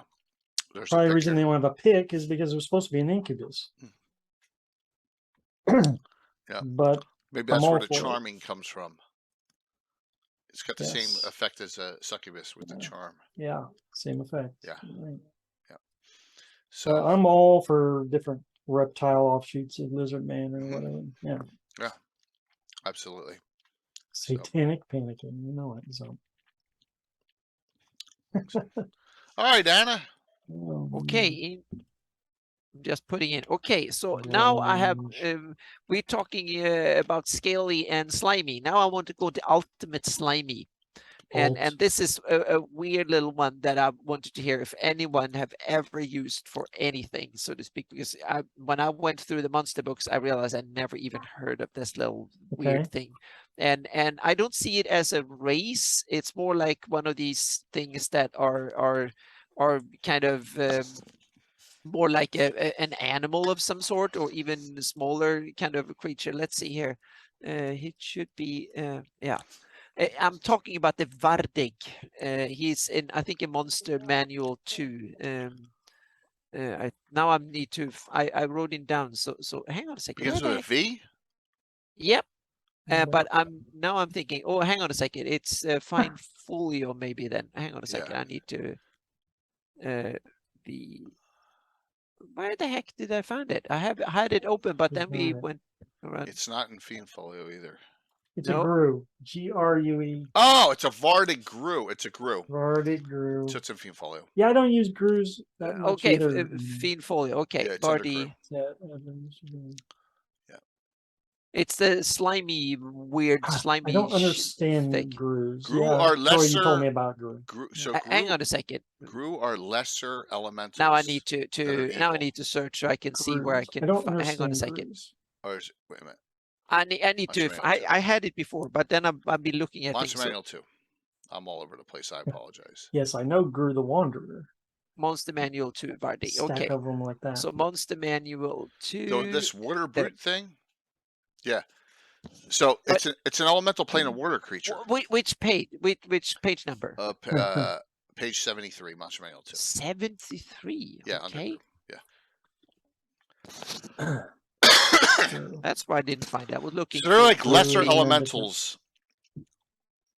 Oh yes, I was looking under V, but it's not. Yeah. So it's an elemental weird little creature that I'm just like chicken feet. Yeah, with chicken feet. This is one of these kind of weird aberrations, I guess it will be in later editions, but that term wasn't invented in Cambridge 3rd edition, and Yeah, so I'm just like, anyone used anything like this, or is Yeah, it just yeah. like a weird one-off, No, or it's a yeah, it's an elemental creature you can actually summon. yeah, There's in second okay, edition in the player's yeah, option, there's a summon lesser elemental spell. okay, You can yeah, summon one of the four: the Ildris, I've ah, used the Vardig, methods, but I've never used Grooves. Hargan, and the Chagrin. You can summon okay, one of the four of them. Yeah. okay, yeah, Yep. Absolutely. Based on that. Yeah, they're evil elementals. a Yep. fluid brute, yep, Yeah. Gruesome. Is that yeah, where it comes from? Gruesome? Probably. Or gruesome elementals? yeah, Very, very possibly. gruesome, yeah. Mhm. Uh-huh. Huh. Yep. That's a cool. So not much to say about it, but I'm kind of just curious because that was one of Okay. these kind of really odd ones out. So yeah. Yeah, I don't know how that would fit Jubilex will in. be happy about probably created that bastards or something. So Very yeah, slimy. yeah. So let me double click on we got to do the base one we missed. Planescape. Troglodytes. Oh yeah. How are they related I to fought a lizardmen? group. The trogs. What's that? What's that, Mike? Rich is telling me that my character in his game fought a Gru. I really do not remember that it was a Gru, or maybe you didn't reveal that. Over my head. Yeah, it was called a Vardig, but he probably said it's not a. So it's not one of those that's used regularly by a lot of people, and you just got to. I mean, you have to read into the Gru saying, "Wow, these are elementals," right? So troglodytes are a base one. They are reptilian humanoids, so they are more like the Slee stack almost. Types. So what is the difference between a trog and a lizardman in that sense? It would be the difference. Oh gosh, I don't want to use real races. It would be the difference between a hobgoblin and a goblin, or a bugbear and a hobgoblin. Yeah. They're related, but not the same. Yeah. Mm-hmm. Yeah, it does. Yeah. Just trogs are awesome. Yeah, trogs are awesome. Thoroughly evil. Yeah, Slee Stack's just the closest thing, kind of. But and much more visceral. They have that secretion stench, which is really cool. Love it. They can also have chameleon-like power, but they're much more primitive than lizardmen. So I ran a campaign in 3rd edition. It was called the Mines of Hokards and the Sea Princes, and troglodytes were like the main population down in that dungeon. Nice. And in 3rd edition, you had to make a save if you ran into the stench, or you became nauseated, started throwing up. And I had this one player who just failed every time. It became a running joke to this day. Troglodytes cause him to projectile vomit. Nice. Reflexively. So, just like ghouls. I'm sorry, gas. Just like gas. Yes. Yeah, but they're undead with the stench. So they have they have and they have the slimiest deity of all time. Yeah, Lazugig. Legs. Yeah. So, and they live in caves or caverns. So, and they're very, very. I mean, look, sword 5%. Most of it's stone weapons. So, but there's no negotiating with them. They're just, they loathe humans, and their aim is to slaughter all whom they encounter. So. And they come in what frequency? 10 to 100. That's pretty stout. It's pretty nasty with 2 hit dice. That's a lot. Yeah. So another base one where there's a lot of them in Greyhawk is my guess. Pure chaotic evil. Yeah. Bad. I'm trying to think if there was. I want to say there's trogs in Steading of the Hill Giant Chief. Yes. Yeah. Down in the basement. Yep. Absolutely. Yeah. Good stuff. Yep. So, Mike, you're up. Well, Trogs was definitely a good one. Still some good ones left. I was going to say the list is running low. That's a real good let's talk about Kuatoa. Yes, I was going to say the Kuatoans begins with a K, man. Yeah. Here's from. I love this. The crazy monitor picture. Doesn't from get D2. scalier, crazier than that, right? Yes. And also here's another one from. I love this one too. You got Snurf Ledley fighting them. I'm working on it. And Troy gave me a list. I'm working on it. We used a bunch of them. Yep. So Kuatoans are great, Mike. Tell us why. because they're crazy, insane. So you can't do anything mind affecting to them because they're already insane. Yeah, their deity is a woman with a lobster head. Yes. They use pincer weapons. There's just so much different about them and weird. They have monks, right? The monitors. Yeah. They have stunning barbed spears they throw at you. They have pincer staffs, man catchers. They have nets. And as you can see in this picture, they have the sticky shields. They got a lot of really cool, unique weaponry that's just basic stuff. They don't want to kill you. They want to capture you. Yes. Yep. And their encounter is 40 to 400. Yes. Oh, man. Kotal Leviathan. Wow. Leviathan. That sounds awful.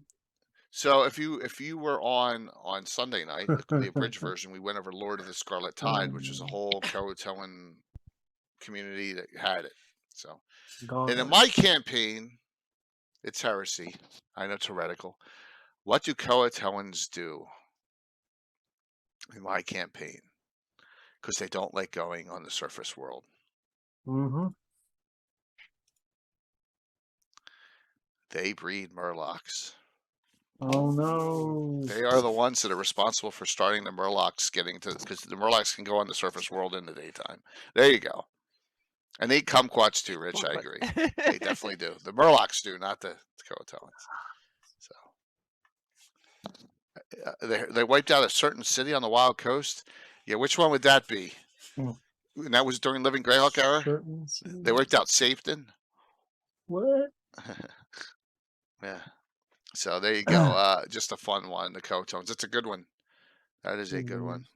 That's another yeah, that's different though. That's not that's not the WoW Murlocs, which are spelled M-U-R. That's the different Murloc. Yep, absolutely. So, yep. All right. So next, go ahead, Anna. Now I want to go deep in the oceans again, and talk a little bit about the most iconic ocean monster that we have in. And I'm kind of curious, is it a unique one? Is it many of them? Or is it, is it just mere an animal or creature? Or is it actually something that has kind of culture or something like that? And I'm, of course, talking about the Kraken. Oh, jeez. Yeah. What? Huh? Yeah, so I'm kind of it's in Monster Manual 2. Yeah, it is. So it's I'm kind of curious. We have the intelligence is genius, so that tends to culture all that, so to speak. So I'm Greek thinking, mythology. is that a unique, more like a deity kind of creature, or is it actually something that there are like hundreds of them out there, and they're or number period 1. So this is based off of Greek mythology. Kraken is my guess, because we know the giant squids are basically non-animal. They're not big enough to eat ships and stuff. But they are big enough to kill whales. So they're not that small, so to speak. So we can understand why the myth came from the real world, so to speak, that they are squid, and back in history there might have been even bigger squids that we not really, because they don't leave much fossils. So alignment's neutral evil, intelligence genius plus. Exactly. That to me it seems more like it's a one-off, almost like a deity, meaning almost like a powerful single being, so to speak, that maybe the aboleth or something. It's part of that kind of ancient oceanic life that has been around forever or something. So it's a great one. I mean, 1E, nothing is bigger than L in size. There's no gargantuan or none of that. Yeah. So I can imagine one of these big. So in a way, I think it's kind of cooler to say he's like one of these godlike creatures up in the ocean, so to speak. That is out there and can, of course, but it's only one of them, and the planet is big, and he can't be more than one in one place, or at least in person. You never know, so to speak. But I want to have him more almost like a deity creatures. And what about, meaning you have things like Fae and outer planar stuff that screw us up life on land? Maybe that happens in the ocean too, and he's a product. The Kraken is a product of that, so to speak. Going haywire, so to speak. But, I mean, it's you know, it's one of those creatures, and we have miniatures of it. Believe it or not, I have Yeah. multiple Kraken miniatures. And it's something that has gone way beyond fantasy and stuff, meaning they even talk about it in real world politics and stuff. They're saying it escaped fantasy into, meaning it's part of a real world old folklore and stuff. So it's one of these things that is everywhere in that sense. So of course it made it into Greyhawk too. So yeah. Absolutely. As Rich says that there's a published source. There's one in the roaming the Azure Sea. Okay. Which is cool. Wow. Yeah. They're very big. Pensorials. But in a way, you can kind of. I'm more keen on saying, okay, there's one in the world, so to speak. That it's one of these that kind of still there, and it's the one that can ruin a whole country if you manage to it goes around and screw things up in one part of the planet, and then he moves on or something like that. You can wonder what something like that needs to eat. It's probably whole ships and whales and whatnot, and when it hunted everything in one area, it moves on, and another century or decade it hunts somewhere else, so to speak. You never know, but it's something to you can kind of develop a campaign around it or something around a monster like this. So, yeah. I just wanted to mention it because that's cool. It's part of the Slimy. I would hate to think there's only one, because then you're putting it on the Tarrasque level. Yeah, that's why I think it in my campaign, that's why I want it to be a unique being with like godlike powers, so to speak, in some sense. Rudy says there is a godlike one in Fairgrounds. Yeah, we can always ask Ed that question too. Yeah. So I'm more keen on having it as one creature. He's like an aquatic god-like monster that lives on the planet, or maybe into the plane of water. Maybe he can open gates and go between or something like that. And you never know. So it's something I want to toy with as a kind of, he's more like a curse, natural curse than a single monster. I still like using Kraken as the non-intelligent Kraken giant squid that attacks ships. I wouldn't want to waste this one on a ship attack. You know what I'm saying? Yeah, but in that sense, you can say, you can also, if you want to, you can diversify. Say Kraken is an intelligent version of that, but you can have giant squids that are physically the size of Kraken, but they are not geniusly intelligent and all that, so to speak. They're just a big animal that likes to eat a lot, so to speak. So depending on what purpose you want for the monster, so to speak. So you can create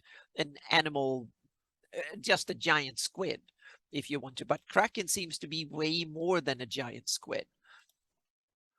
Oh yeah, absolutely. But on the other hand, even in the real world, squids are and octopi and stuff, that family of animals are really smart. So it kind of makes sense that a big one could be even smarter. So you might want to have lots of them, hundreds of them, or something like that in the world too. So depending on how big you make them. Yeah.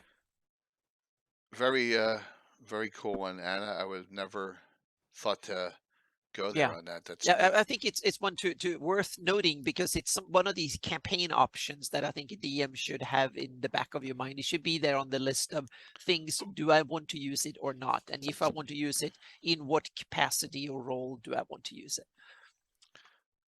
Agreed. All right. So now we're getting to the final half hour. So it's my turn here. Let's go there. So the bullywug, right? Everyone knows. Yeah. Bullywugs attack the town of, right? They attack the Dun Mounds with bullywugs and giant toads, which leads to the bullywug, which leads to the ultimate slimy dude in all of Greyhawk, and only exists in Greyhawk and no other campaign settings, right? There is no Washri Followers in Dragonlance or Forgotten Realms, or Washri is a unique deity to Greyhawk. Right? I think so. Yes, absolutely. And the bullywugs are coming. So, yes, they were in the D&D cartoon because all those Unearthed Arcana and Fiend Folios and Monster Manual 2s, they wanted to promote them so they get more sales, right? And it also was Luke's character. So, if you've run Horror in the Hools, or I DM'd it at a con, or note, I want to read the spell Washtri's Blessing, which is in the adventure. So, and just, this is the kind of stuff that goes through my warped mind. Washtri's Blessing. This spell will bring the divine blessing of Washtri upon the targeted individual if a saving throw versus spells is failed. The person will have large knobby warts grow all over his or her body, causing extreme pain. No spell casting will be possible unless the pain effect is somehow removed. The person will also lose all dex bonuses, +4 to armor class, -4 to hit rolls, and your combined charisma and calmness will be reduced to 3 during the duration of the spell, which the effect is one individual and it's 1 turn per level. It's 3rd level clerical, especially Priest of Washtri only. And I recall, I think it was Curtis's character got it. I think Theon got it in there. Yes. So, yeah, ribbit. There's the ever mysterious Tim. So I love Washtri because it's just such a badass.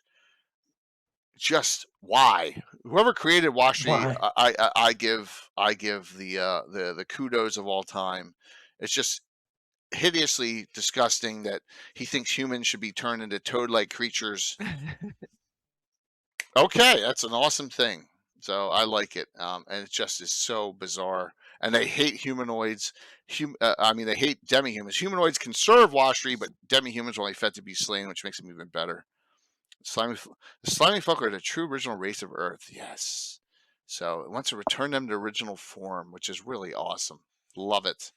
I love the Washtri whole thing behind it, and that's why I wrote it in the adventure. You have all your fun you want with Washtri doing awful things in that. So, yeah. Yes. So Washtri, along with his bullywugs, I probably should have thrown in the other one in there too, Grung here and there, but I didn't. So he's as big as the Greyhawk villain as Ayu's. Gary, he's niche, right? I think it's a niche market for Washtri. It's not like Ayu's is trying to take over the world, right? Washtri is just a menace, just a menace. What he's doing, right? I think that's the difference. So, yep. Gripply are neutral though. Gripply do not worship Washtri. Gripply are not evil aligned, BB. So I wouldn't say that they're Washtri bound. So, yep.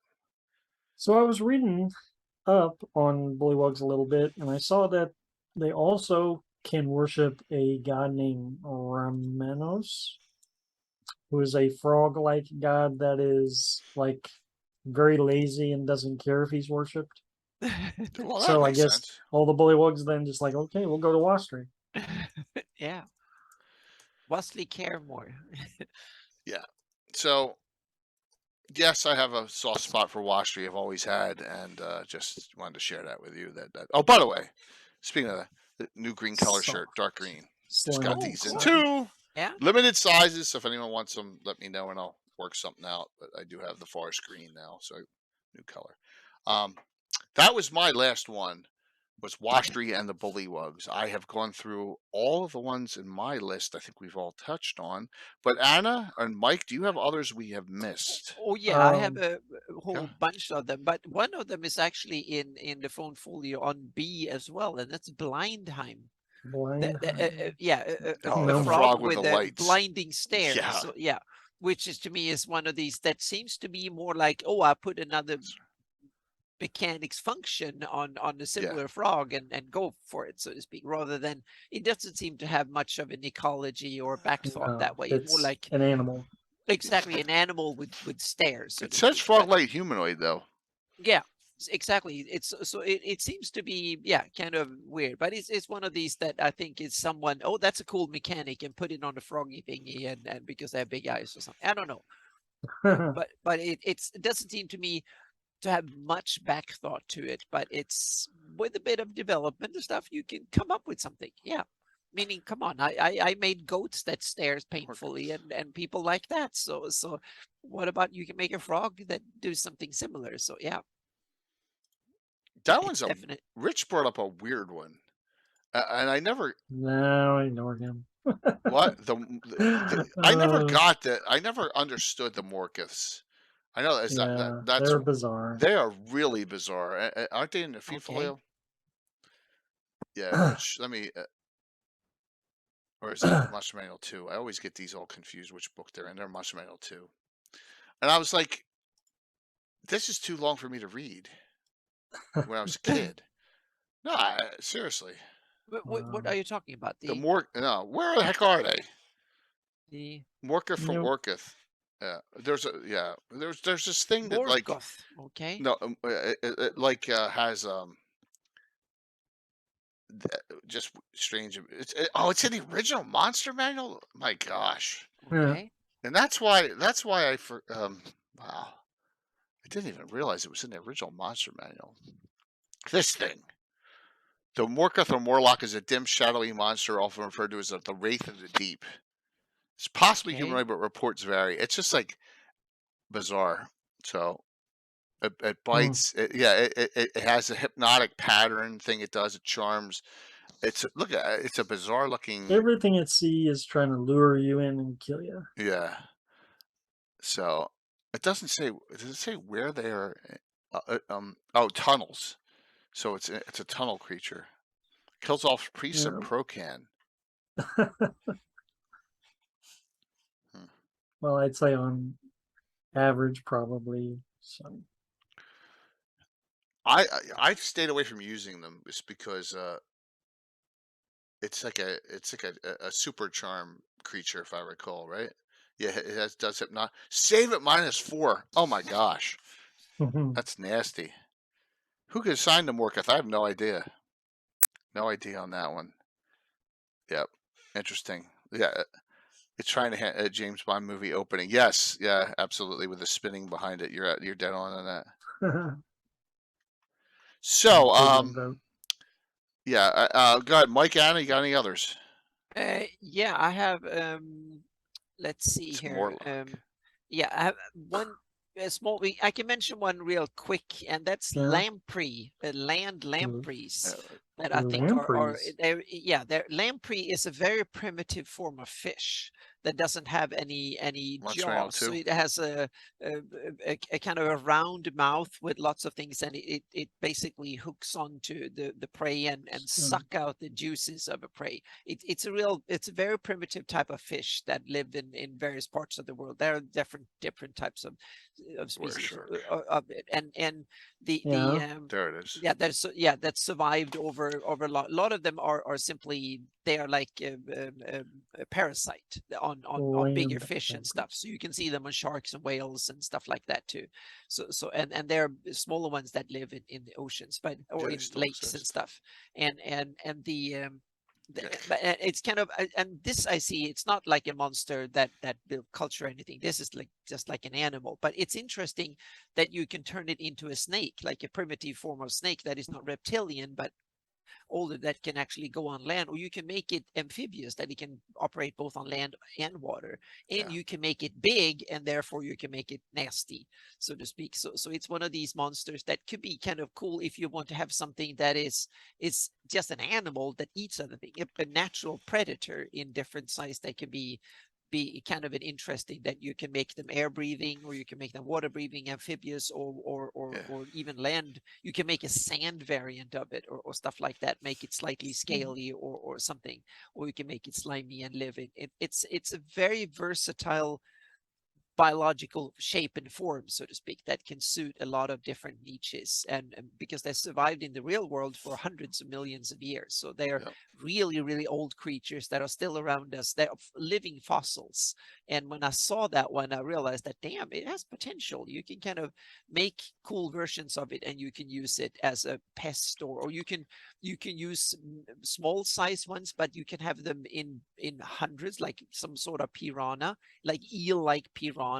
There's a lot of interesting possibilities for this, with quicksand and stuff. Yeah, meaning you can, when I saw that, you can have land versions of it, you can have water versions of it, and it can be interesting, so to speak, in that sense. You can pretty gross. You can have a div version, and you can make them really big. What if you make them 20 feet long?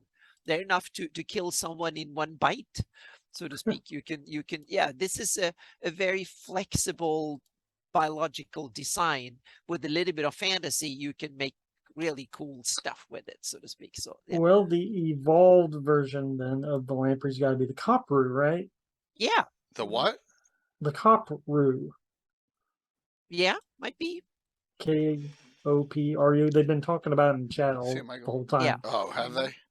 Yeah. So the Copru have entire cultures, cities, and histories in But it will be Greyhawk kind now. of difficult because you don't have any arms and stuff. But you can have to I evolve that. I don't know a whole lot about them. They might have arms. Isle of Dread. Yeah, I don't know. Yeah, Copru. They're but definitely below there's the one Isle of that Dread. yeah, there is one that filled that niche with arms, and that is the Ophidian. That is, in the real world, there are lizards that have lost their rear legs, so that the rear half is a snake and the front half is a lizard. Yeah. And in Monster Manual 2, there is an Copru Ophidian version that is a two-legged lizard with a snake behind, so to speak. And that's another design that where you can actually, it's like a 1T, but closer to nature, so to speak. So it's like a 1T that is coming from Ophidian, it's called, and it's based on real, because there are two-legged lizards in the world that have, just like there are lizards with no legs too. So it's that they have internal legs, but they are DNA wise they are lizards. So this is D&D version of that, so to speak. Yeah.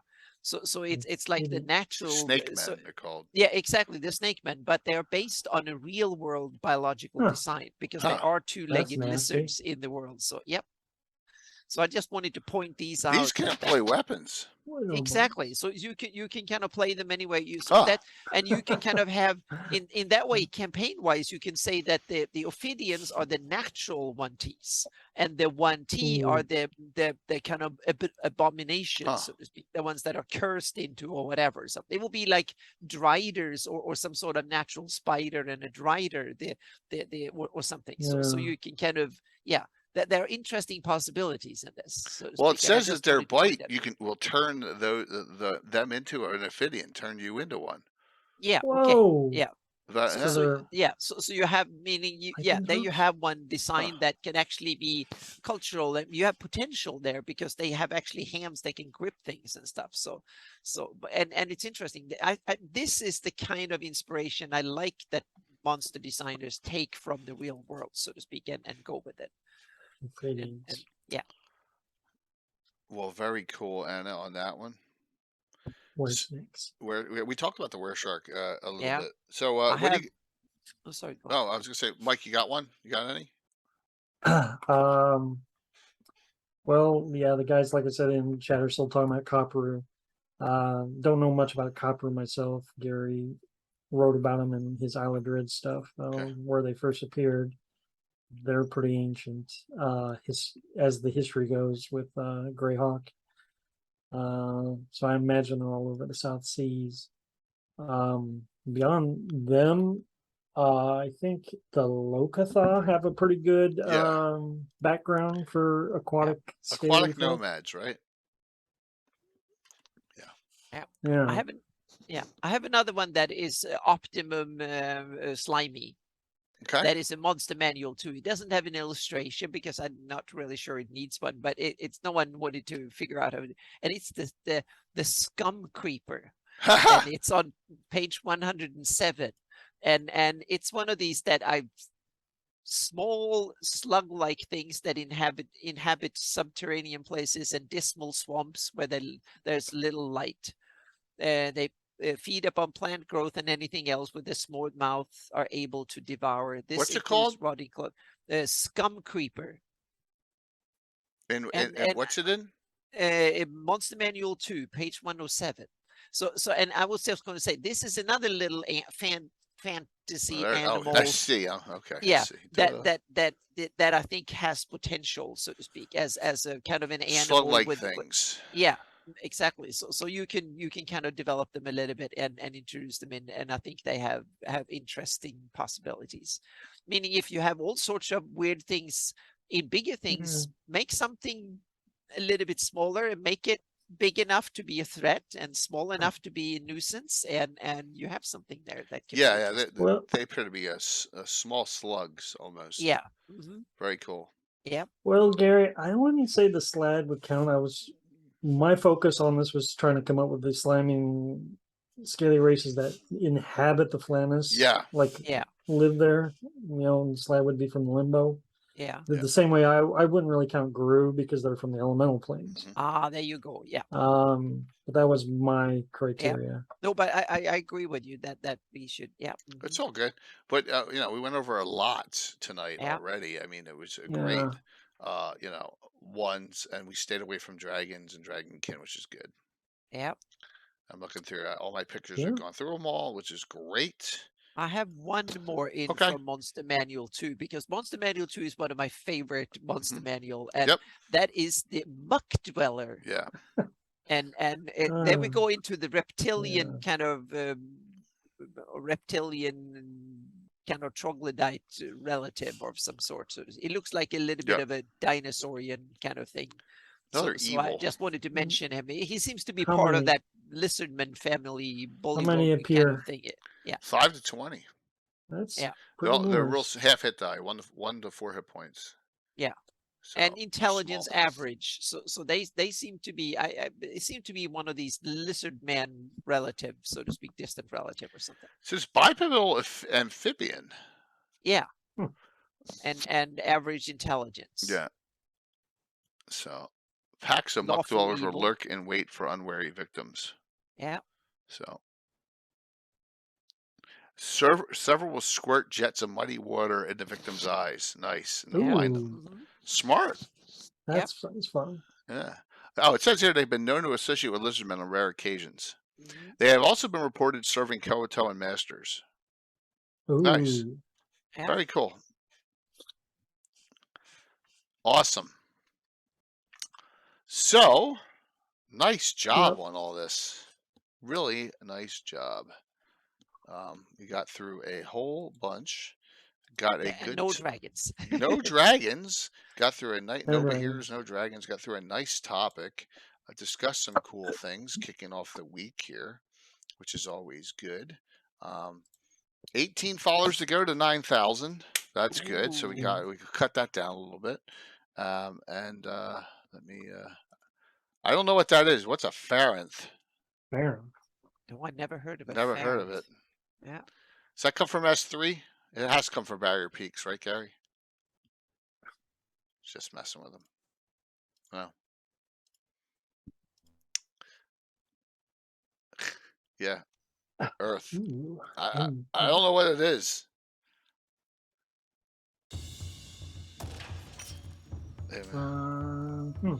Nope, new to me. Don't know. Is that a Sean Reynolds one from Living Greyhawk Journal? I wouldn't doubt it. Thanks, man. Yeah. Thank you for that. Lumpy toad-like creatures. We're never more than a week out here.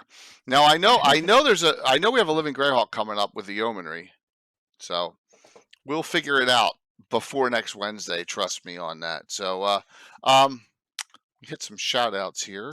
Well, Weasel, we could do furry and leathery. No, I can't do furries, man. No furries. No furries. No furries. Okay. But we'll figure something out. We'll definitely, as we go through our discussions and setups and all. Yep, Sakatha is awesome. Sakatha, the Great Lizard King, one of the best antithesis in an adventure, in my opinion. That's why it's on my Wall of Fame. So, Mike, it's hopefully your game continues. I know it didn't happen tonight. I got plenty of other games. You got plenty of other games? Well, that's good. I got other games that are more, that are going, better. So I'm not too worried. Okay. I mean, Rich's game where I'm going up against Grus and Morkoths. Yeah, you didn't even realize. There. Planar beings is a possibility. We can do that I've been traumatized. Rich traumatizes us, so I'm trying to block it. I think is what. Kind of like what Tim did to me all those years ago. Traumatized me. I mean, use that as an excuse, right? Yeah. So very cool. What else you got going on, man? Hey, I have a new blog post. Nice. Guess what? Yes. Let's check it out. It's on the Great Embarkation. Guess what? This post is about Kuatoa and elves It's Ancient Greyhawk History, written by Eric Mona. Check it out. Nice. Because it's controversial, very controversial.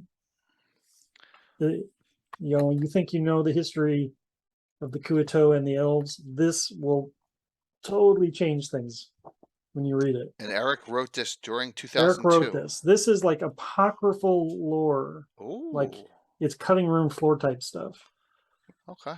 A lot of you might know about it, but No. for those who haven't read this before, check it out. It was actually on Cannon Fire, so I've kind of plucked it and I've made some commentary on it. But it's a doozy. That's awesome. Check it out. Yes, Tim. Thank you. Yes. He used to say elves are the bad guys. Elves are the bad guys. Elves are the bad guys. He may have been in a bad mood that day too, though. Eric sometimes, but I have to read it up. That's a great read. Yep. Yeah. Lawsuit. Well, thanks. Thanks for hopping on here tonight on a night you normally can't be. I really appreciate that. Let me while Anna's doing shout outs, let me take a look here at something. Also, I'm trying to figure out a date. Go ahead, Anna. What's going on with you? Okay, well, there's a lot this week. On Friday, we will have a mapping live show, at least Linda and me. We'll see if Alyssa will be on or not. I think she's at Game Hall Con, I think, this weekend. So. Oh, she's at Game Hall. I doubt she'll be on. Oh, yeah. So that's why I think she's having more fun there. So that's good. And yeah. So I'm that will be on Friday. And then on Sunday, we will have a... Okay, yeah, we'll see. I just got a message back from DM Dave of Guild Superior, because I invited him to play part, because we're going to stream our game session on Sunday. So, right. So it will start 10:30 Pacific. So probably come on a little bit early, like 10:15, 10:10 or something like that, and I'll start explaining things a little bit, and the players will pop in, and we will start the game roughly at 10:30. So and I invited DM Dave to play Urtin, that nice. Darlene Creepshow played during the convention. And so we can keep Urtin in play. And Tikutas was supposed to be on, but he's on vacation this weekend, so he's not coming this, but he will play Bruenor continuous, so to speak, and then he will be the other set of characters. And now he will not be a fast-paced convention game. Now he will be a long, brutal slog, and we will continue the battle for Syrian Keep, so to speak. And now it will be the normal type of game. So we'll see how far we'll go. We'll probably be about 3-hour sessions. So that's what we normally do a little bit. But we will let the story tell us exactly when we take an end, so to speak. So you're very welcome to join us on Sunday and for our game. And then next week, I will be, there will be a bunch of Heraldry coming very soon. They were supposed to come out early, but Gary Julian and me have gone back and forth, and there will be not only the Death Knights, but there will be the good guys from the Great Kingdom too. The Saint Bane and Saint Benedor and Saint Cyril and stuff like that. So there will be some good guys, some bad guys, and some of the other ones. So the number of shields increased and stuff. So that is coming very, very soon. So I'm going back and forth with Gary, and he has to, because these are his babies. So he has the final say on if they're good enough, so to speak. So that is coming, and yeah. So that's the immediate stuff that's going on. And then definitely scheduled out there. Yes. Yes. Friday, we have the episode of Fantasy Mapping Show next month for November. The Cartography of the Realms with Ed Greenwood. Oh, I'm really looking forward to this one. Really, really looking forward to this one. Yeah. Some original Forgotten Realms maps made by Ed. Who knows how old they are? Yep. And we get a chance to pick his brain on the geography and stuff, how he actually came to be, which I'm really interested in hearing how the geography of the realms came up. Yeah. That's still a month off. I mean, that's Friday, November 18th. But wanted to put it out there that it is set for the Fantasy Mapping Show. Had some whatever Ed wants to discuss on his maps, we're going to let him talk that night on Friday. Yes. We're trying to set another Ed Gavin show and the next game with 2 drink minimum as well. So we're trying to get those games all set. Ed actually went to a con. Ed's actually at Game Hole this weekend. Oh, so good for Ed. Oh, I wish I could be there. Yeah, good for Ed. Tony's there too. Tony Winslow Brill is there as well. So, but some things that were missed. All right, so tomorrow night we finish Vengeance of the Fungal Queen. Got some pictures of all these abomination Mike and there's an outdoor thing. That's a lot of dead ones, but they're going to spoilers. They'll probably find an underground passage, which is going to lead to some really other nasties below. Is that the right pic? Yeah, as you can see, some other really nasties. Oh, that looks like a dark elf of some sort. Of course, it has to do with dark elves. So we'll see. We'll finish that up tomorrow night. Portrait Works giveaway tomorrow night. So if the Portrait Works with all that you can make your own portraits with for your characters, they're giving away a full version of that as they sponsored the channel. So look for that tomorrow night, 7:30.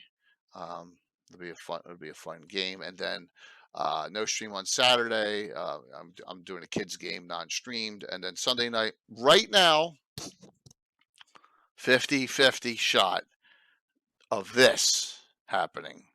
Part 3 as we continue our Anna and I, and if Tim's available, our delve into Dungeon Magazine Adventures. Yeah, it's a great series. I love it because there's so much stuff that I get. Yes. Coming out of that one that needs to go on the map, so it's great. If we don't have a special guest, yeah, there's a 50-50 shot right now we will have a special guest. So I will find out tonight or tomorrow, more than likely. Yeah, we don't have a special guest. We have a special guest on the 30th, the Sunday after. So she's talking to me right now, so there you go.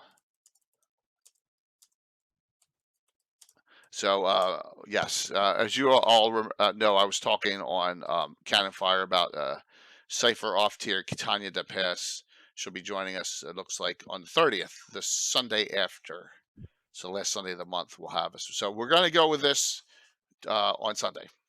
All right, we'll go over, and we're starting, I think, at 87.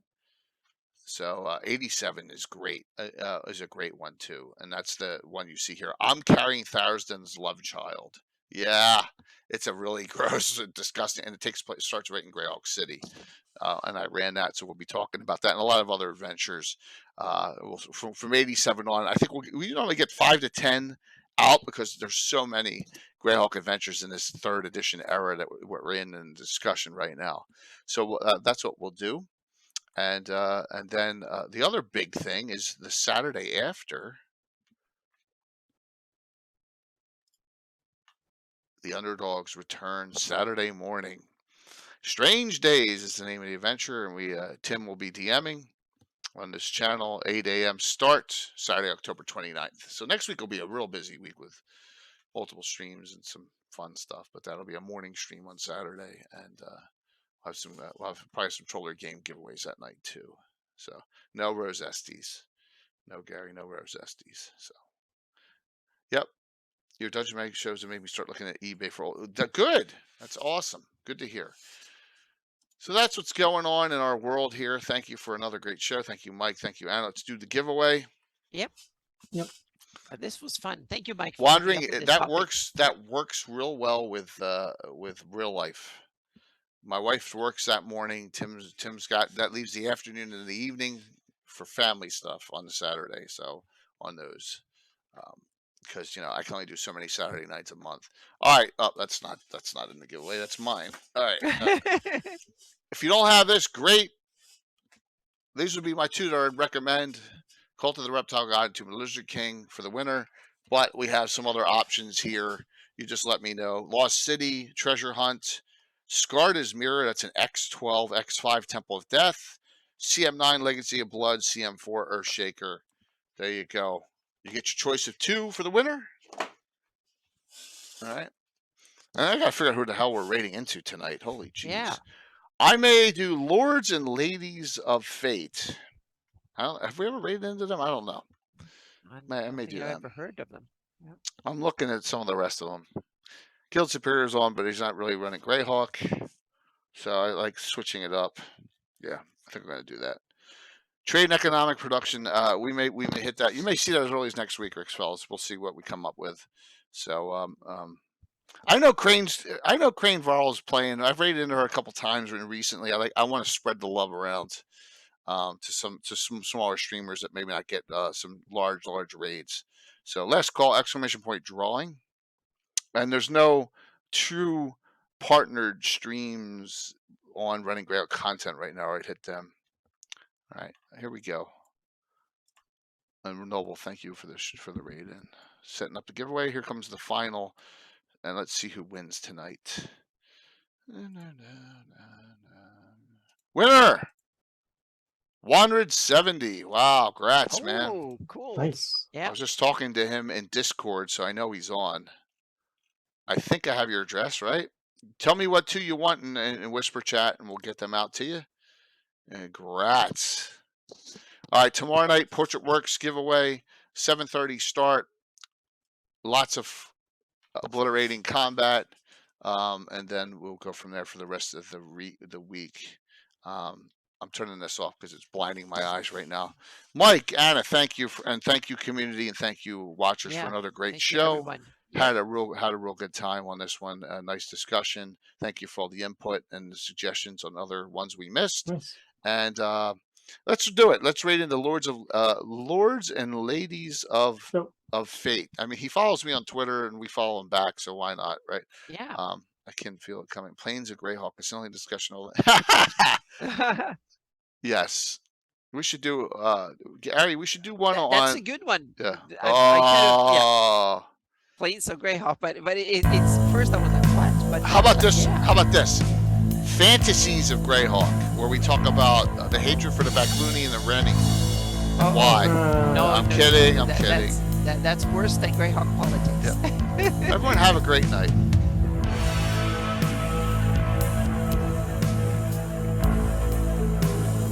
All right, let me set the rate up.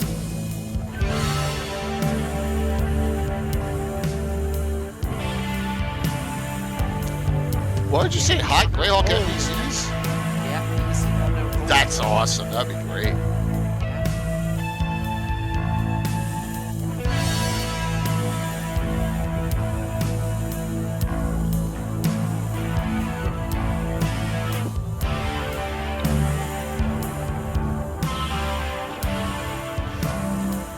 All right, look at that. We're gonna get 70 plus 71. That's awesome. 5, 4, 3, 2, 1. Have a good night. See you tomorrow night.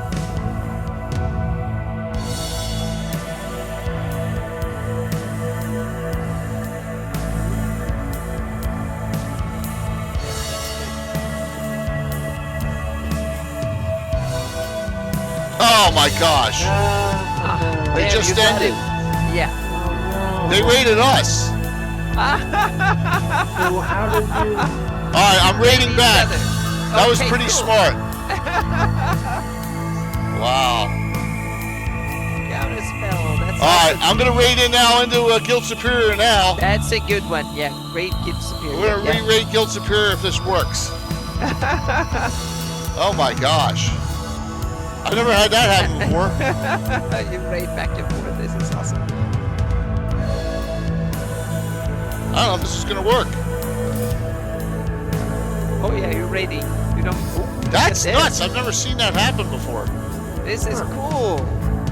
What if you get more viewers? 5, 4, 3, 2, 1. Raid number 2. Here we go. 2 raids in one night. That's wow. Awesome. Have you raided twice in one day before, or maybe when you have 2 streams right on the same stream? You got the stream back, you raided, and then you got it back again.